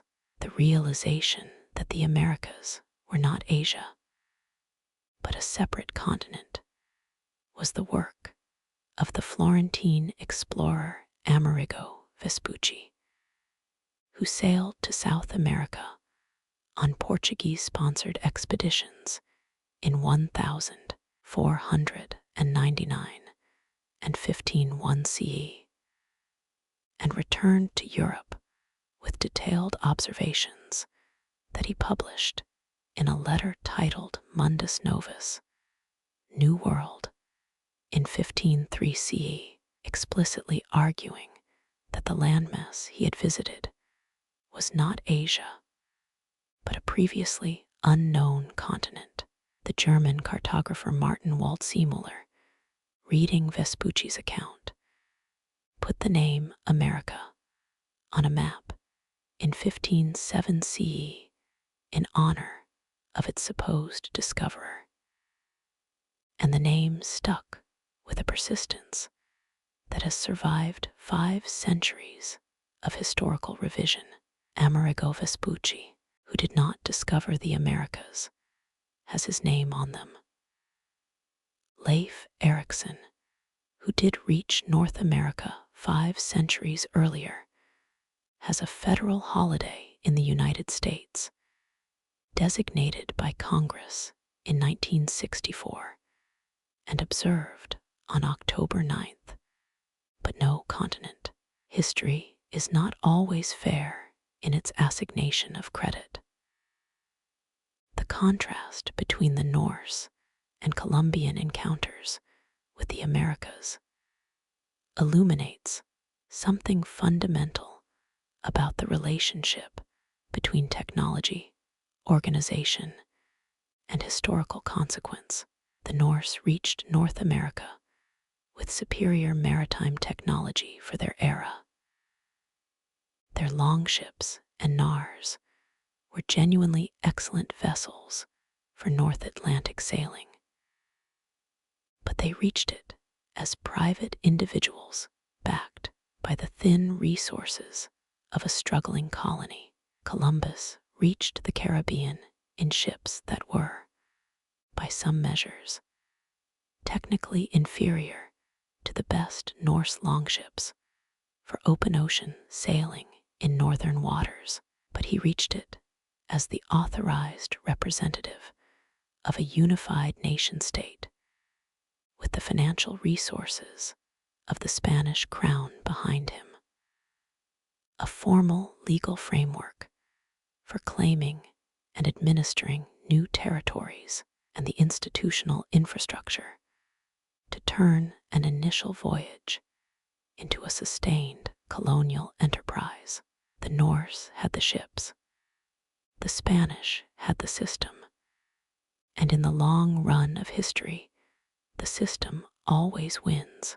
The specific cultural achievement of the Spanish colonial enterprise that most starkly contrasts with the Norse experience was the creation of the encomienda system, the formal legal mechanism through which Spanish colonizers were granted authority over specific indigenous populations who were required to provide labor and tribute in exchange for the supposed benefit of Christian instruction. The encomienda was an administrative innovation of the first order. It turned conquest into management, replacing the chaos of individual violence with a systematized exploitation that could be maintained, regulated, and expanded across an entire hemisphere. The Norse had no equivalent mechanism. Their relationship with the Skraelings was purely informal, trade when it worked, violence when it didn't. And when the violence went against them, they had no institutional fallback, no legal claim, no administrative framework that could outlast individual failure. The Spanish could lose a battle and still win a colony. The Norse could lose a battle and they had lost everything because there was nothing behind the battle except the next ship from Greenland, and that ship might not come for a year. Yet the Spanish colonial enterprise was not simply more organized than the Norse. It was also more brutal in ways that have left scars in the historical record. And in the living memory of the peoples, it exploited that 5 centuries have not healed. The atrocities of the Spanish Caribbean, the destruction of the Taino population of Hispaniola, which numbered somewhere between several 100,000 and several million in 1492, and had been reduced to a few hundred by 1550 through a combination of epidemic disease, forced labor, famine, and direct violence, represent a catastrophe so enormous that even the most scrupulous historians of the period struggle to describe it without the language of genocide. Bartolomé de las Casas, a Spanish priest who participated in the early conquest of Hispaniola and Cuba, before experiencing a religious crisis that converted him into the most passionate European critic of Spanish colonial violence, documented the atrocities he had witnessed and participated in with a specificity and self-laceration that remains one of the most extraordinary acts of moral testimony in the history of colonial literature. His Brevísima Relación de la Destrucción de las Indias, written in 1542 CE, catalogued the methods of Spanish colonial violence, the burning of villages, the mutilation of captives, the working to death of enslaved laborers in gold mines, in language so graphic and so specific that it was used by Spain's European rivals as propaganda for centuries, and is still cited by historians of colonial violence today. The Norse encounter with the Skraelings, whatever its violence, never approached this scale or this systematization. The Norse killed people. Thorvald Eriksson's death was preceded by a Norse attack on a group of Skraelings who were sleeping under their canoes, an unprovoked assault that the sagas record without condemning, and they were killed in return. But the Norse lacked both the numbers and the organizational capacity to sustain a campaign of conquest. And when they left Vinland, they left no lasting mark of violence on the archaeological record. The Thule and their descendants remembered the Norse. There are Inuit legends that describe encounters with beings called kavlunate, interpreted by some researchers as a memory of Norse contact. But they remembered them as an episode, not a catastrophe. The difference in scale between the Norse failure and the Spanish success is the difference between a stone thrown into a pond and a dam being built across it. The stone disturbs the water and is forgotten. The dam changes everything permanently. But the Norse achievement was not simply erased by the scale of what came after it. It survived, buried in the Newfoundland grass, waiting for two people from Norway to find it 960 years after Leif Erikson had sailed away. With the Columbian encounter and the Spanish colonial enterprise establishing the template for European engagement with the Americas, the Norse North Atlantic story receded from active historical memory. But it was never destroyed. It was merely waiting. The story of how Elant's Ox Meadows was found is itself a story worth telling in cinematic terms, because it is a story about how good science actually works. Not the Hollywood version of the lone genius who has a revelation while staring at the sky, but the slow, unglamorous, methodical process of following a chain of evidence through one dead end after another, until the evidence finally leads somewhere that cannot be argued with. Helge Marcus Ingstad was a Norwegian explorer, author, and lawyer. a man who had lived for years in the Canadian and Alaskan Arctic, who had written well-regarded books about Lapland and Alaska, and who had thought seriously for years about the Vinland problem. The Vinland sagas were not disputed in the mid-20th century. Scholars agreed that the Norse had reached North America, but the location of Leif's camp and the Karlsefni settlement was one of the most contentious questions in medieval studies, with candidates ranging from the coast of New England to the Gulf of St. Lawrence to Nova Scotia to Newfoundland, each theory backed by its own set of geographic arguments, and each failing in some particular to match the totality of the saga evidence. Ingstad's approach was simpler than most academic theorists, and ultimately more productive.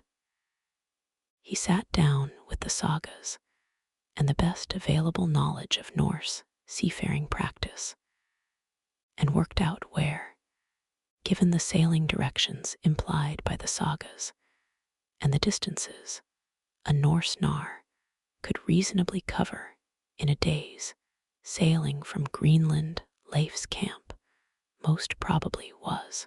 His calculation pointed to the northern tip of Newfoundland, specifically the area around the Strait of Belle Isle, the narrow channel between Newfoundland and Labrador. In 1960, he flew to Newfoundland and began asking local fishermen if they had ever seen any old ruins that looked different from the usual.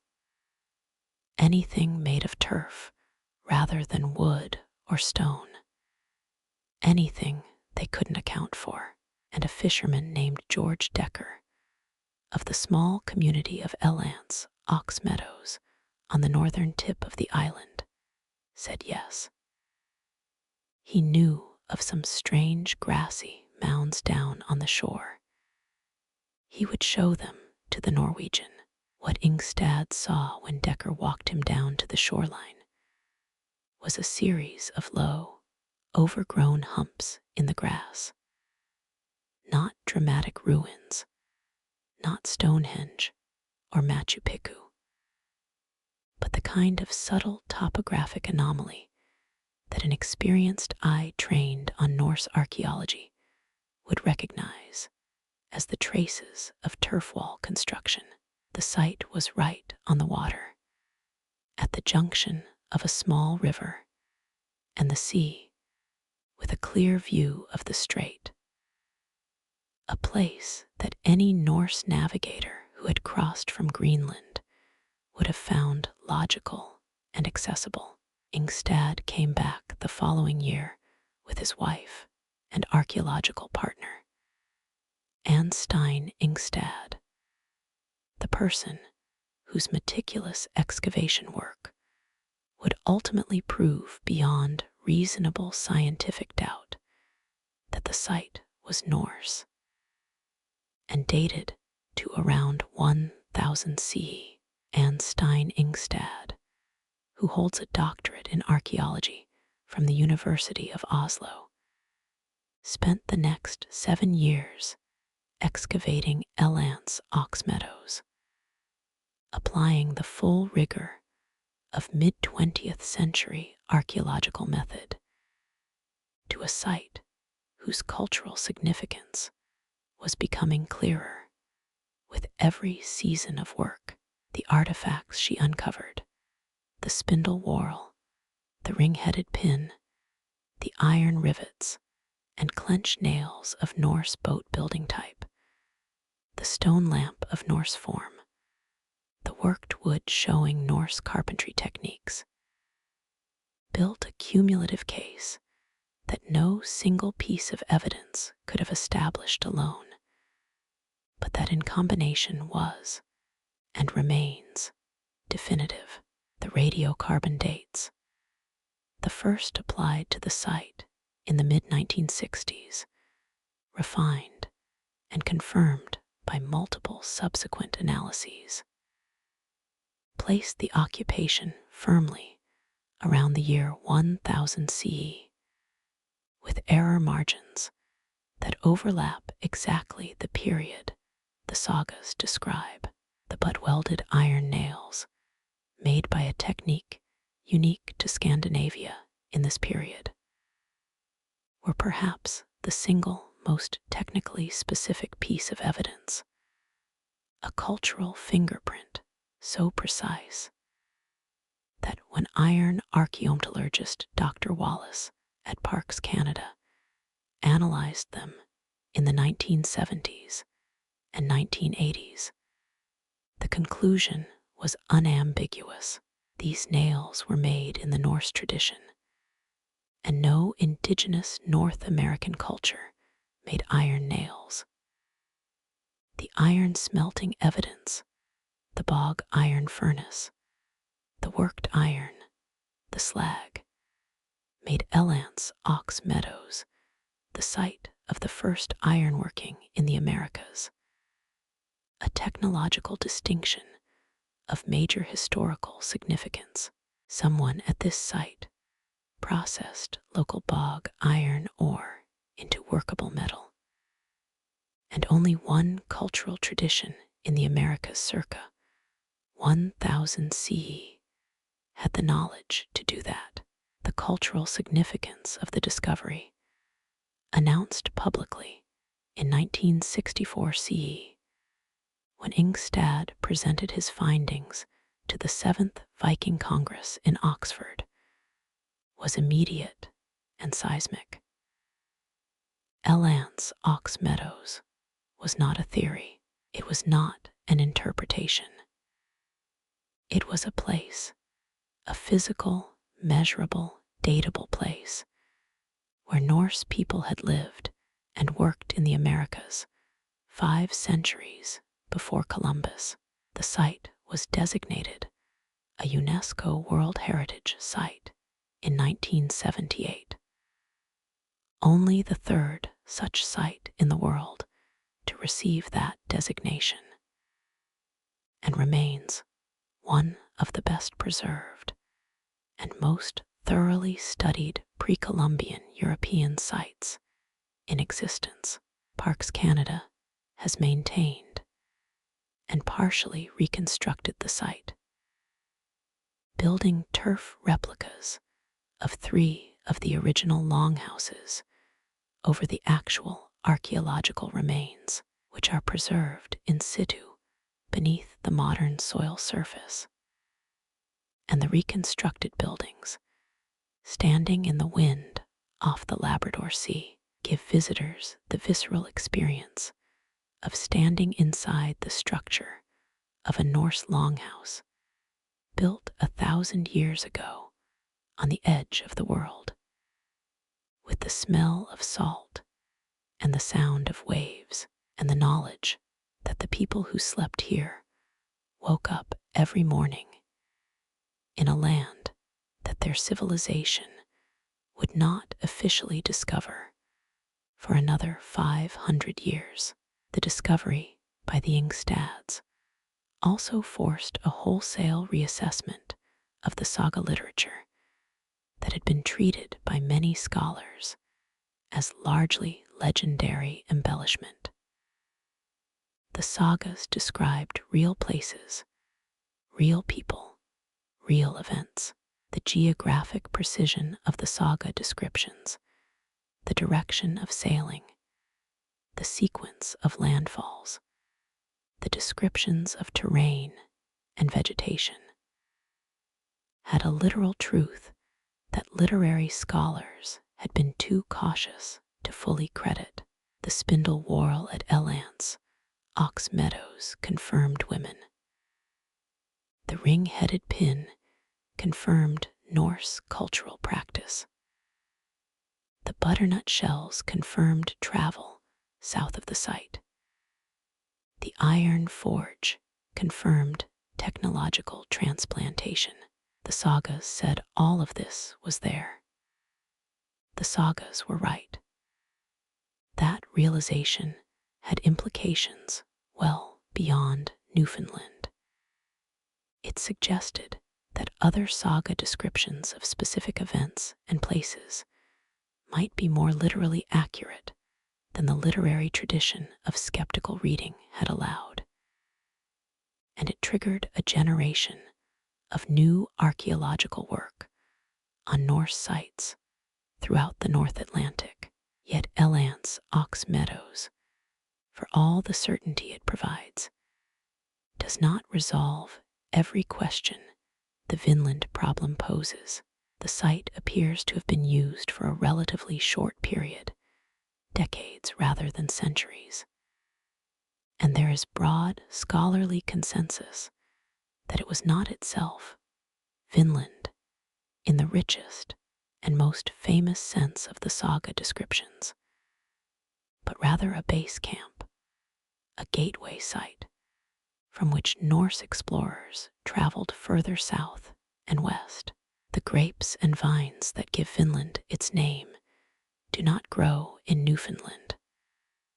The climate is too harsh and too far north, but they do grow along the Gulf of St. Lawrence and in Nova Scotia, both of which are easily reachable by water from Elance Ox Meadows.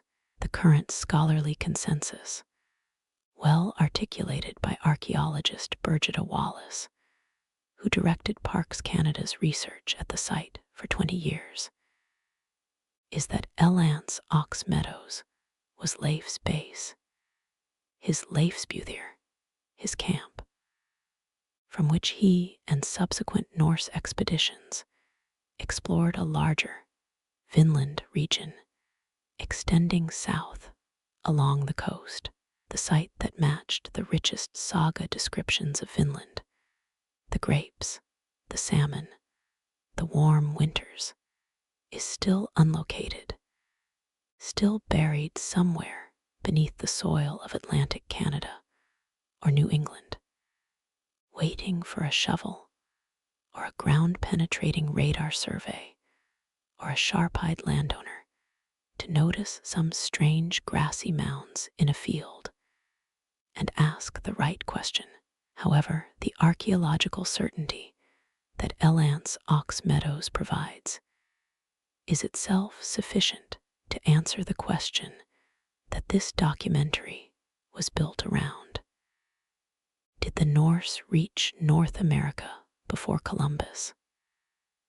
Yes, unambiguously, irrefutably, with physical evidence that has been carbon dated, artifact analyzed, and confirmed by every competent independent analysis applied to it for 60 years. They were there, around 1000 CE, 500 years before Columbus. The question has been answered. The answer is yes. Then, from the perspective of the 21st century, looking back at the full arc of Norse North Atlantic expansion, from the unified kingdom of Harald Fairhair through the settlement of Iceland and Greenland, to the brief, brilliant, ultimately failed attempt at North American colonization, a different set of questions emerges. Questions not about what happened, but about what it means.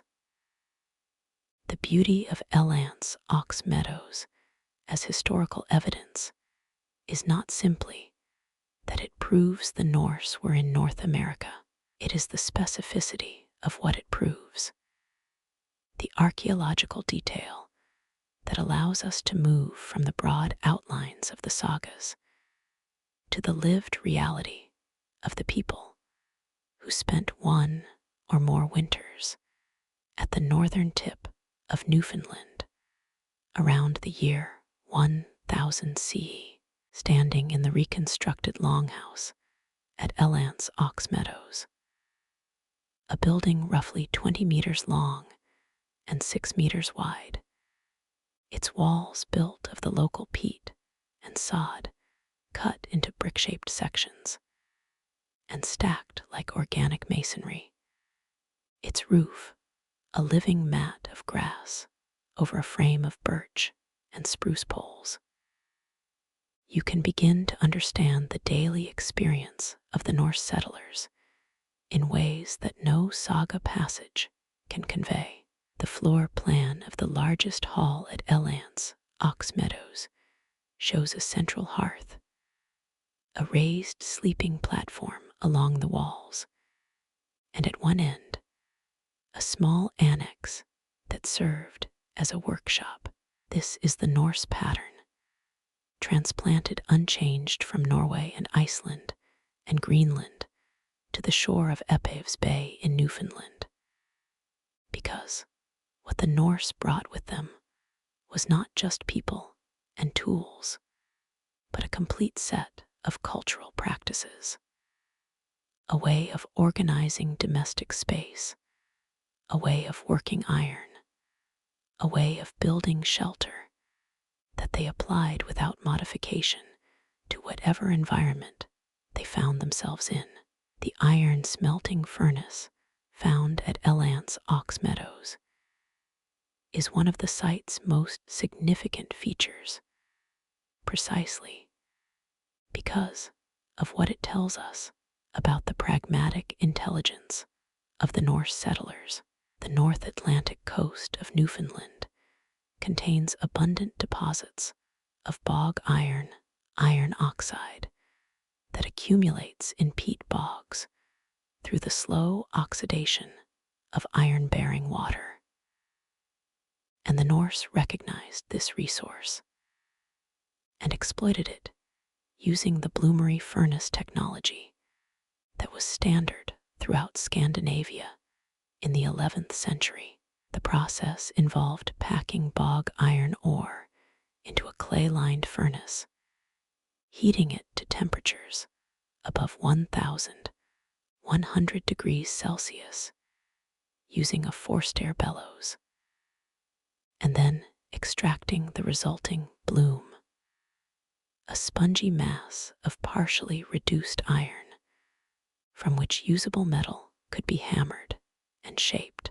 The slag deposits at Elance Meadows confirm that this process was carried out at the site, and the analysis of the iron artifacts found there, the nails, the rivets, the iron fragments, shows that they were produced by this process from local ore, not imported from Greenland or Scandinavia.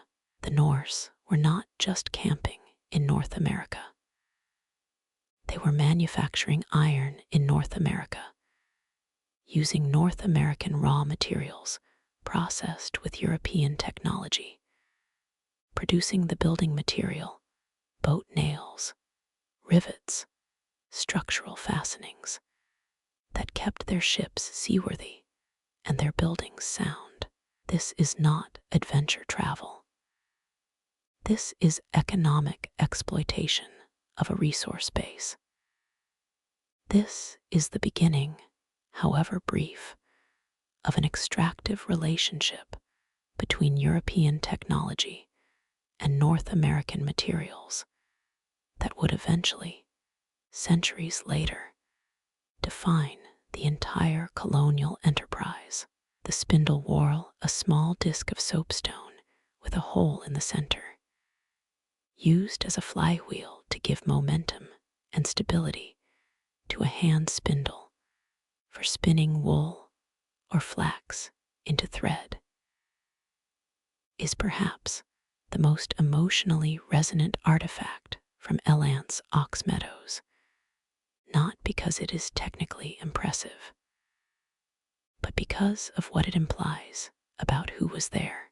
Spinning was women's work in Norse culture.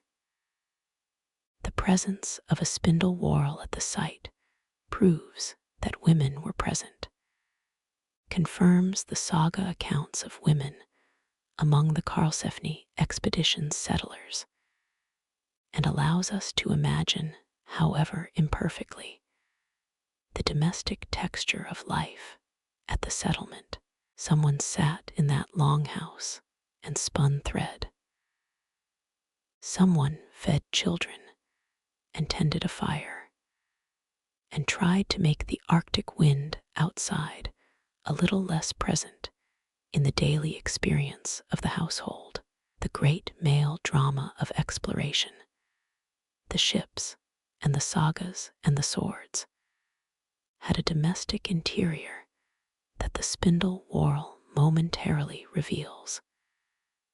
And that interior was as much a part of the Norse North American experience as any battle with the Skraelings. The butternut shells found at Elance Ox Meadows are the evidence that extends the Norse footprint beyond Newfoundland. Butternut trees, Juglans cinerea, do not grow on the northern tip of Newfoundland. They grow in mixed deciduous forests from the Gulf of St. Lawrence southward through Nova Scotia and New Brunswick and into New England, reaching their northern limit roughly along a line that passes through southern Quebec. Someone at Elance Ox Meadows obtained butternuts from at least 300 to 400 kilometers to the south and west, either by traveling there directly or by trading with indigenous peoples who had access to those forests. Either possibility extends the Norse geographic reach in North America well beyond what the single confirmed site at Elance Ox Meadows would otherwise suggest, and supports the saga accounts of Norse exploration along the coast south of Leif's camp. The butternuts are the physical evidence of a Norse footprint in North America that was larger than Elance Ox Meadows alone. A footprint that we have not yet found the full extent of, and that may never be found if the other Norse campsites were less substantial than the Newfoundland one, or have been destroyed by erosion, development, or simple time. The ring-headed pin, a simple bronze fastener used to close a cloak at the shoulder, is a piece of evidence that illustrates the precision with which Norse material culture can be identified across time and space. Ring-headed pins of the specific type found at Elance Ox Meadows were manufactured and used in Scandinavia, Iceland, and Ireland in the 10th and 11th centuries. They appear in Norse graves and Norse settlement sites throughout the North Atlantic region. The specific morphology of the pin, the size of the ring, the profile of the shank, the method of manufacture, is distinctive enough that an experienced archaeologist can look at it and say with confidence, this is Norse, this is 10th or 11th century. This belongs to a tradition of material culture that was practiced from Norway to Ireland to Iceland to Greenland.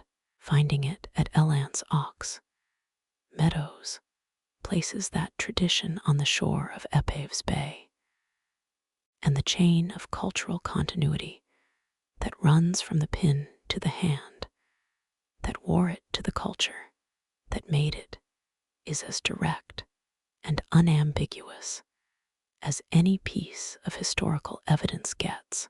But what Elance Ox Meadows cannot tell us, what no archaeological site can fully tell us, is the inner life of the people who lived there. It can tell us where they slept and what they made, and roughly when they were there. It cannot tell us what they thought about, what they feared, what they dreamed, how they felt on the mornings when the fog came in off the Labrador Sea, and the familiar world of Greenland and Norway and Iceland felt impossibly far away. For that, we have only the sagas. And the sagas, for all their literary power, are the products of 13th century Icelandic scholars working from oral traditions preserved over 2 centuries, filtered through the aesthetic conventions and moral concerns of their own time. The people who actually lived at Elant's Ox Meadows are beyond our reach. We can only see the shapes their buildings left in the ground, the tools their hands used, the iron their forge produced. The rest is silence and inference and the imagination we bring to the evidence. Yet the evidence is enough. It is more than enough. It is one of the most complete pictures of early medieval European presence in the Americas that archaeology has yet produced. And 60 years of research and analysis have only deepened and confirmed its significance rather than challenging it. Elant's Ox Meadows is not a theory. It is a fact. The Norse were in North America around the year 1000 CE. That is a settled historical question. What is not settled, what cannot be settled, and perhaps should not be settled too quickly, is the question of what that fact means for how we understand the history of the Americas and the people who lived there before any European arrived. Any honest account of the Norse North American story must grapple with a question that the sagas do not ask, and that most popular treatments of the subject actively avoid. Discovery for whom the word discovery encodes a perspective, specifically the perspective of the discoverer rather than the discovered. And that encoding has consequences for how we understand the history we are telling. Elant's Ox Meadows was not a discovery for the people who already lived along that coastline. It was an intrusion. A small, brief, ultimately unsuccessful intrusion by people whose culture and technology were alien to everything that had existed in North America for the preceding 15,000 years. But an intrusion nonetheless. The Norse did not find an empty land.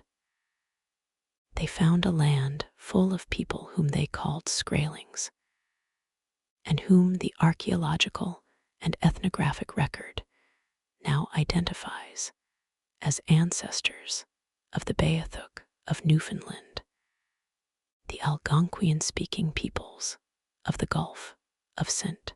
Lawrence, and possibly the Thule, the direct ancestors of the modern Inuit. The Beothuk, the indigenous people of Newfoundland who were still present when European fishing vessels began arriving in larger numbers in the late 15th and early 16th centuries, were likely among the descendants of the people whom the Norse encountered at Elant's Ox Meadows and in the larger Vinland region. The Beothuk's subsequent history is one of the bleaker stories in the chronicle of European indigenous contact. They retreated inland from the coast as European fishermen and settlers occupied the shoreline resources they depended on, were reduced by disease, displacement, and violence to a tiny remnant population in the interior of Newfoundland, and went extinct as a distinct people in 1829, when the last known Beothuk, a woman named Shaunadithit, died of tuberculosis infant Johns at approximately 29 years of age. The chain of contact between the Norse visitors of 1000 CE and the death of the last Beathuk in 1829 is not a direct causal chain. The Norse did not begin the process that ended with Shonadith's death, but it is part of a larger story about what happens when the technological and demographic forces of European expansion meet indigenous North American societies over the long arc of a millennium. The saga's account of the Skraelings is, by modern standards, inadequate.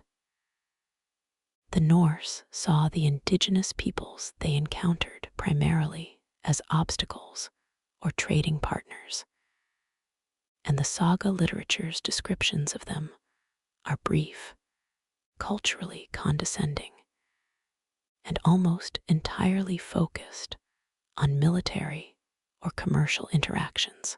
The Skraelings get no named individuals, no interior perspective, no cultural context beyond their weapons and their boats, and their apparent preference for red cloth over Norse iron in trade. The richness of the cultures they represented, cultures with complex social structures, sophisticated ecological knowledge, artistic traditions of real beauty, spiritual frameworks of genuine depth, is entirely invisible in the Norse record. This is not surprising. It is the consistent failure of contact era literature across all cultural traditions. The people doing the writing tend to see themselves as subjects and others as objects, and the asymmetry of that vision distorts the historical record in ways that subsequent generations struggle to correct. The archaeology helps.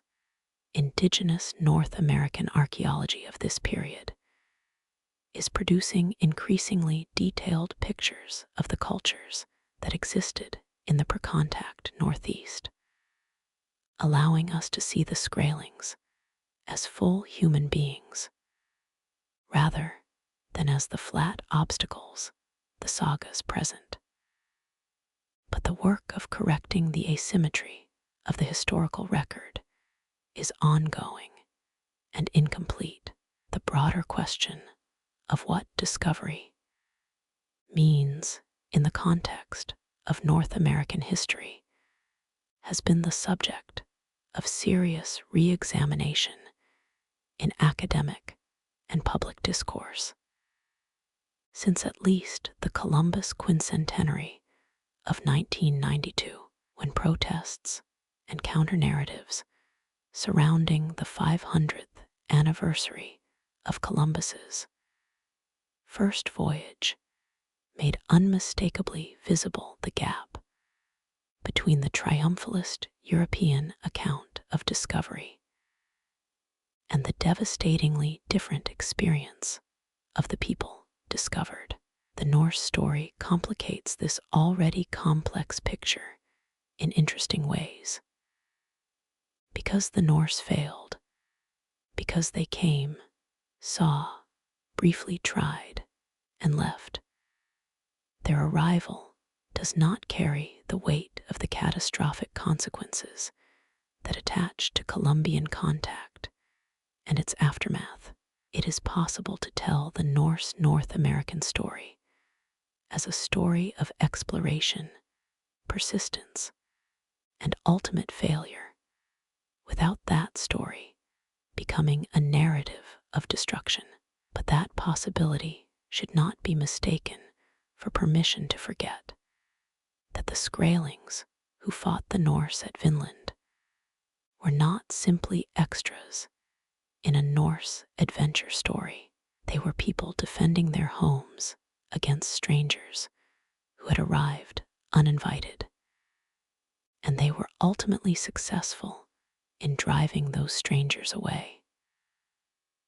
a fact that the saga literature records, even if it records it without giving the defenders the credit they deserve. The contemporary meaning of the Norse North American story is tied inextricably to this question of perspective and to the growing recognition in Canada, in the United States, in Scandinavia, that the history of the Americas must be told from the perspective of all its inhabitants, not just the ones who arrived from across the ocean. Elance Ox Meadows stands today as a site that tells two stories simultaneously: the story of Norse maritime achievement and the story of indigenous North American resistance. Both stories are true. Neither is complete without the other. Yet the Norse story has one more chapter, a modern chapter, a chapter about what happens when a piece of history that was buried for nearly 1,000 years is recovered, and what that recovery means for the cultures and nations that claim the Norse legacy. The modern politics of the Norse North American story are both more complicated and more interesting than the simple question of who was first. In the United States, the campaign to establish Leif Erikson Day as an official national observance was driven primarily by Scandinavian American communities, particularly Norwegian Americans in the upper Midwest, who had been settled in states like Minnesota, Wisconsin, and the Dakotas since the major immigration waves of the 19th century, and who saw in the Leif Erikson story a validation of their own people's contribution to American history. The argument, explicitly made by Norwegian American organizations in their lobbying of Congress from the 1930s onward, was that the first European to reach North America was Norse, Scandinavian, Protestant, Northern European, and that this fact deserved official recognition alongside Columbus Day, which had been designated a federal holiday in 1937 at the urging of Italian-American organizations who saw Columbus, a Genoese navigator sailing for the Spanish crown, as a symbol of Italian contribution to American civilization. The politics of ethnic identity in 20th century America were thus mapped onto a medieval Newfoundland shoreline, turning the question of who reached America first into a proxy war between competing claims of European ethnic heritage. A proxy war that produced, in 1964, the congressional designation of October 9th as Leif Erikson Day, a date chosen to fall just before Columbus Day on October 12th, in a scheduling compromise that itself encodes the tensions the two dates represent. In Canada, the significance of Elance Ox Meadows is woven into the national identity in ways that are both official and deeply felt. The site is a UNESCO World Heritage Site, a National Historic Site of Canada, and one of the most visited heritage destinations in Atlantic Canada, drawing tens of thousands of visitors each year to the northern tip of Newfoundland to stand in the wind off the Labrador Sea and look at what remains, the low, grassy mounds of the original foundations, the reconstructed longhouses rising behind the interpretive center, of a moment when the Norse reached the edge of their world and briefly, improbably, held on. The Norse connection to Canadian national identity is not primarily ethnic in the way it is in the United States. Canada's Scandinavian immigrant community is smaller proportionally, but is more broadly connected to the national narrative of a country that has always seen its northern geography as central to its identity. A country that finds meaning in stories of survival at the edge of the habitable world. In Norway and Iceland, the Leif Erikson story is part of the national mythology in the most literal sense. Part of the origin stories that these cultures tell about themselves and their relationship to the wider world. The statue of Leif Erikson that stands in front of the Hallgrímskirkja Cathedral in Reykjavik, a gift from the United States to Iceland on the occasion of the 1000th anniversary of the Althing in 1930, is one of the most reproduced images in Icelandic tourism, and it captures something essential about what the Norse North American story means to the cultures that claim it. The lone figure on the prow of a ship, looking west, the wind in his hair, the sea ahead of him. The continent he does not yet know is there already waiting.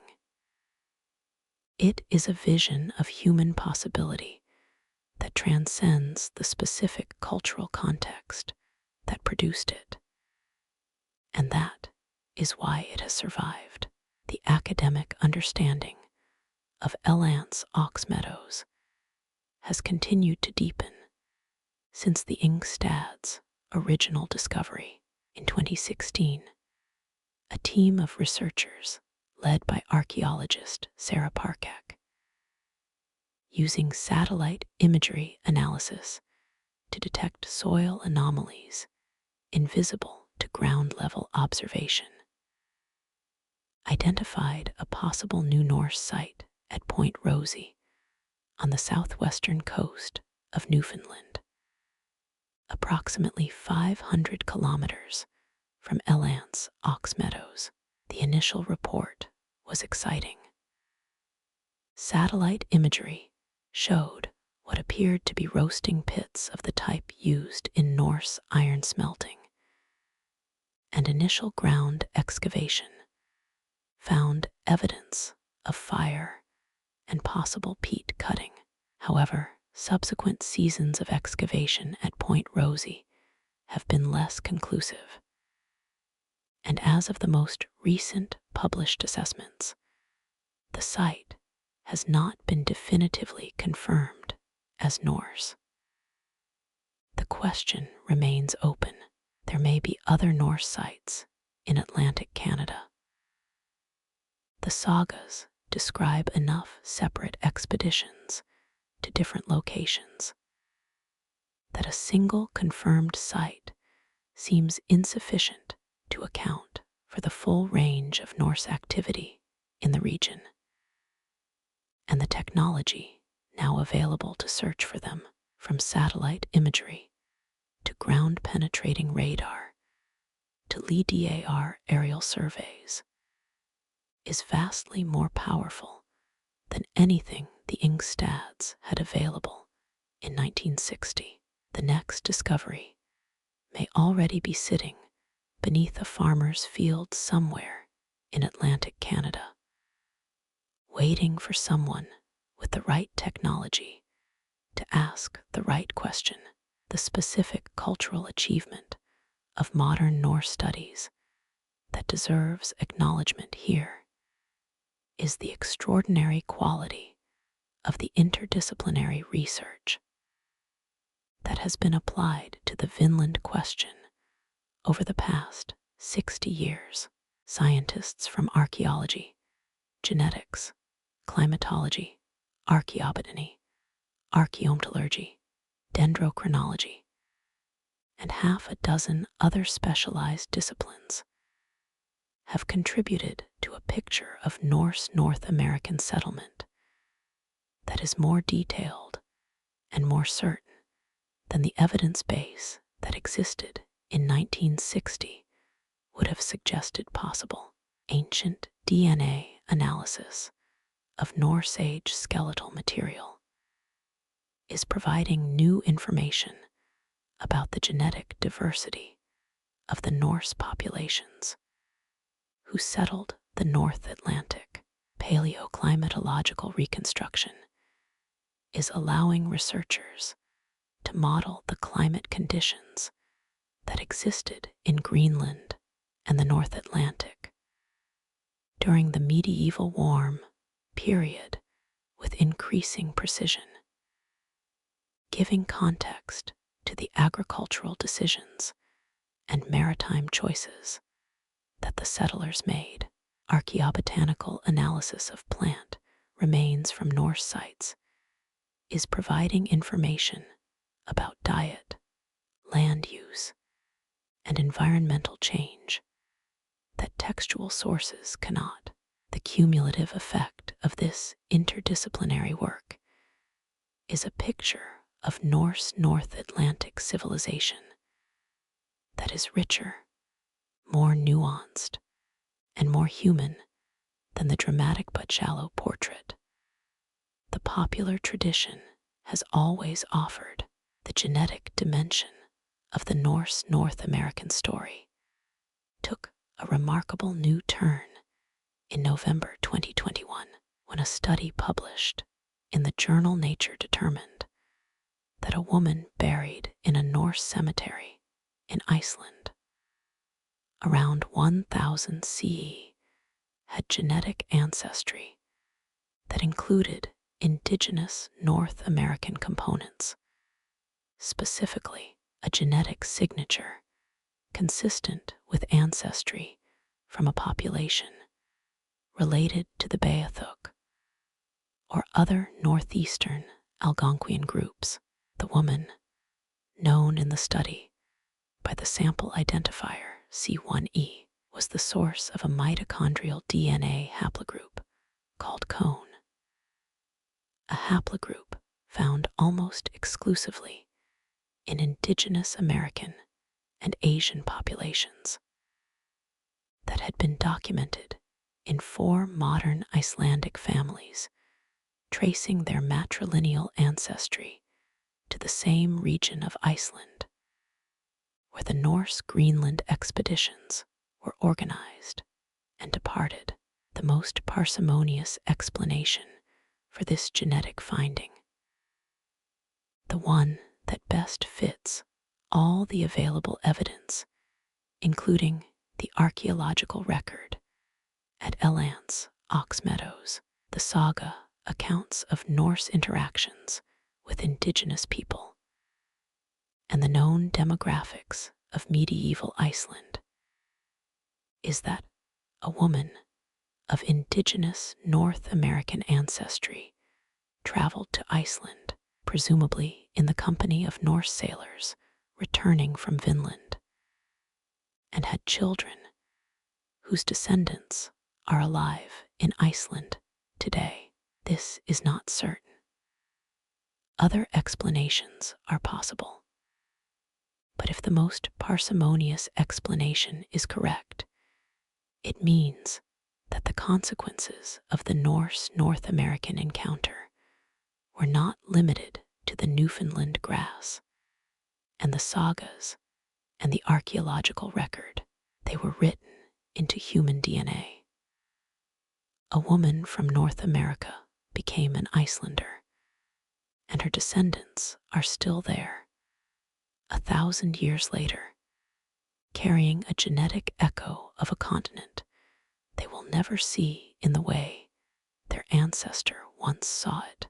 Then, from the perspective of the 21st century, looking back across 1,000 years of history, from the Iron Forge at Elance, Meadows, to the UNESCO World Heritage Site it has become, the full meaning of the Norse North American story begins to take shape, not as a simple tale of who was first, but as a complex meditation on the relationship between discovery, permanence, and consequence. The 20th century brought the Norse North Atlantic world back from the silence of the centuries in ways that would have astonished the saga compilers of 13th century Iceland.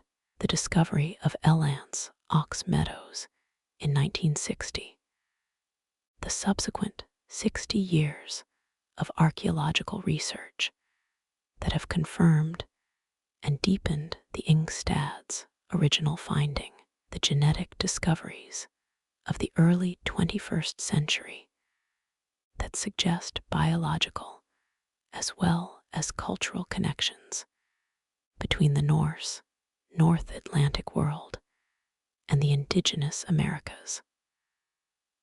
All of these have restored the Norse to their rightful place in the history of human exploration, not as an asterisk in the Columbus narrative, but as the architects of the first documented European presence in the Americas.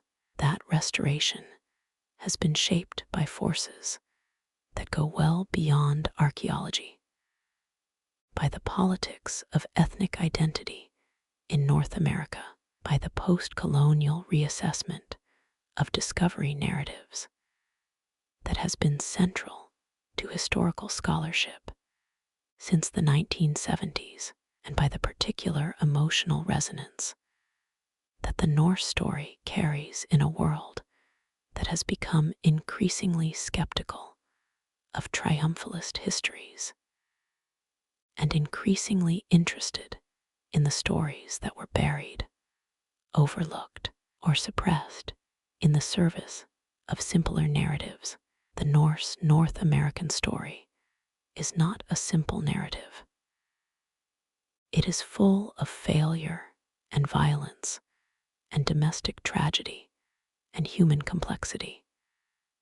And that is precisely why it deserves the careful attention that 60 years of scholarship have begun to give it. The Greenland colonies, those 500-year experiments at the edge of the habitable world that were the essential prerequisite for the Vinland expeditions, ended in a silence that modern climate science has helped to interpret, but not fully explain. The cooling climate of the Little Ice Age, the disappearance of walrus ivory markets, the failure of Norwegian supply ships, the pressure from the Thule. All of these factors contributed to the collapse of the eastern and western settlements. But the specific sequence of events that transformed a living community into a collection of abandoned farms remains unclear. What is increasingly clear from the synthesis of archaeological, climatological, and genetic evidence that researchers have assembled over the past 30 years is that the story of the Norse Greenland collapse is not simply a story of environmental determinism, of a civilization destroyed by climate change, but a story of the interaction between environmental stress, social resilience, institutional failure, and the unforgiving arithmetic of small populations in extreme environments. The Norse Greenlanders held on for an extraordinary length of time in conditions that would have broken less determined people much sooner. When they finally gave way, it was not because they were weak. It was because the combination of forces arrayed against them had simply become more than human ingenuity and determination could overcome. That is a story worth knowing. in a world that is once again confronting the interaction between environmental change and human social systems on a global scale. And today, in the 21st century, the Norse North Atlantic world is both history and living reality. The descendants of the Norse settlers of Iceland are still there. A population of roughly 370,000 people on an island in the middle of the North Atlantic, speaking a language so conservative that modern Icelanders can read the 13th century sagas in the original without much difficulty, maintaining a democratic tradition that traces an unbroken institutional lineage back to the Althing of 930 CE and carrying in their genomes.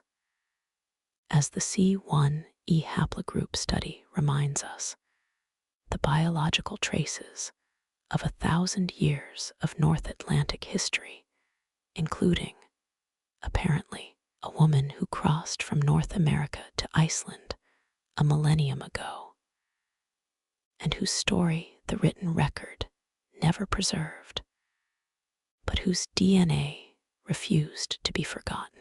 The Norse are not simply history.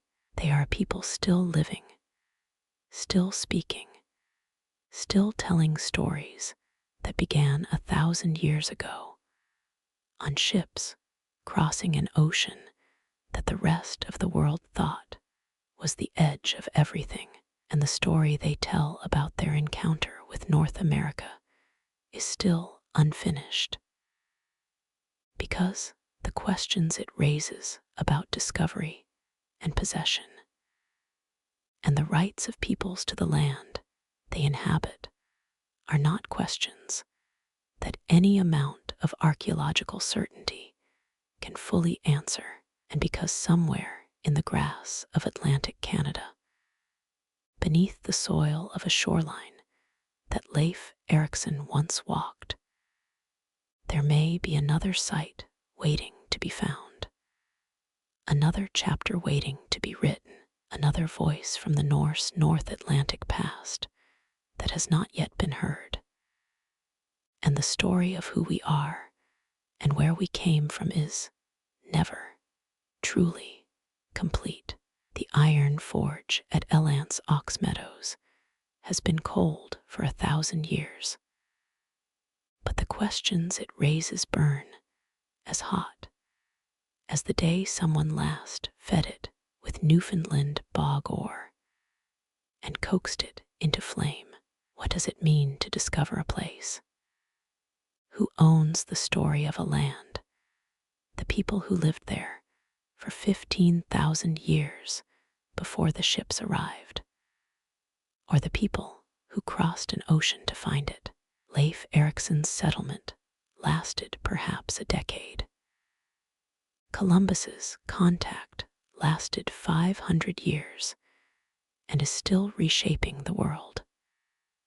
The Norse left grass-covered mounds and a spindle whorl, and the genetic echo of a woman whose name we do not know.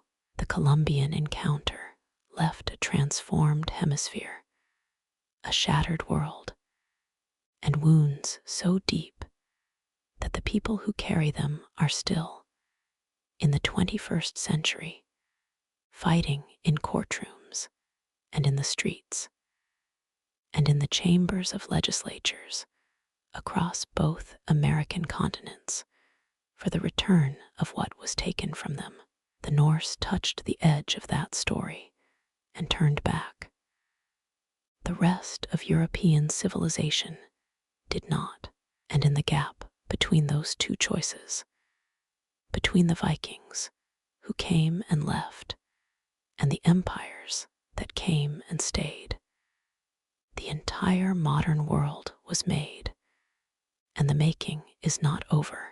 And the story that began in the Iron Age of Scandinavia and passed through the frozen latitudes of the North Atlantic to arrive at a headland in Newfoundland on a morning around the year 1000 of the Common Era is the story that we are, all of us, still living today. Original characters 0,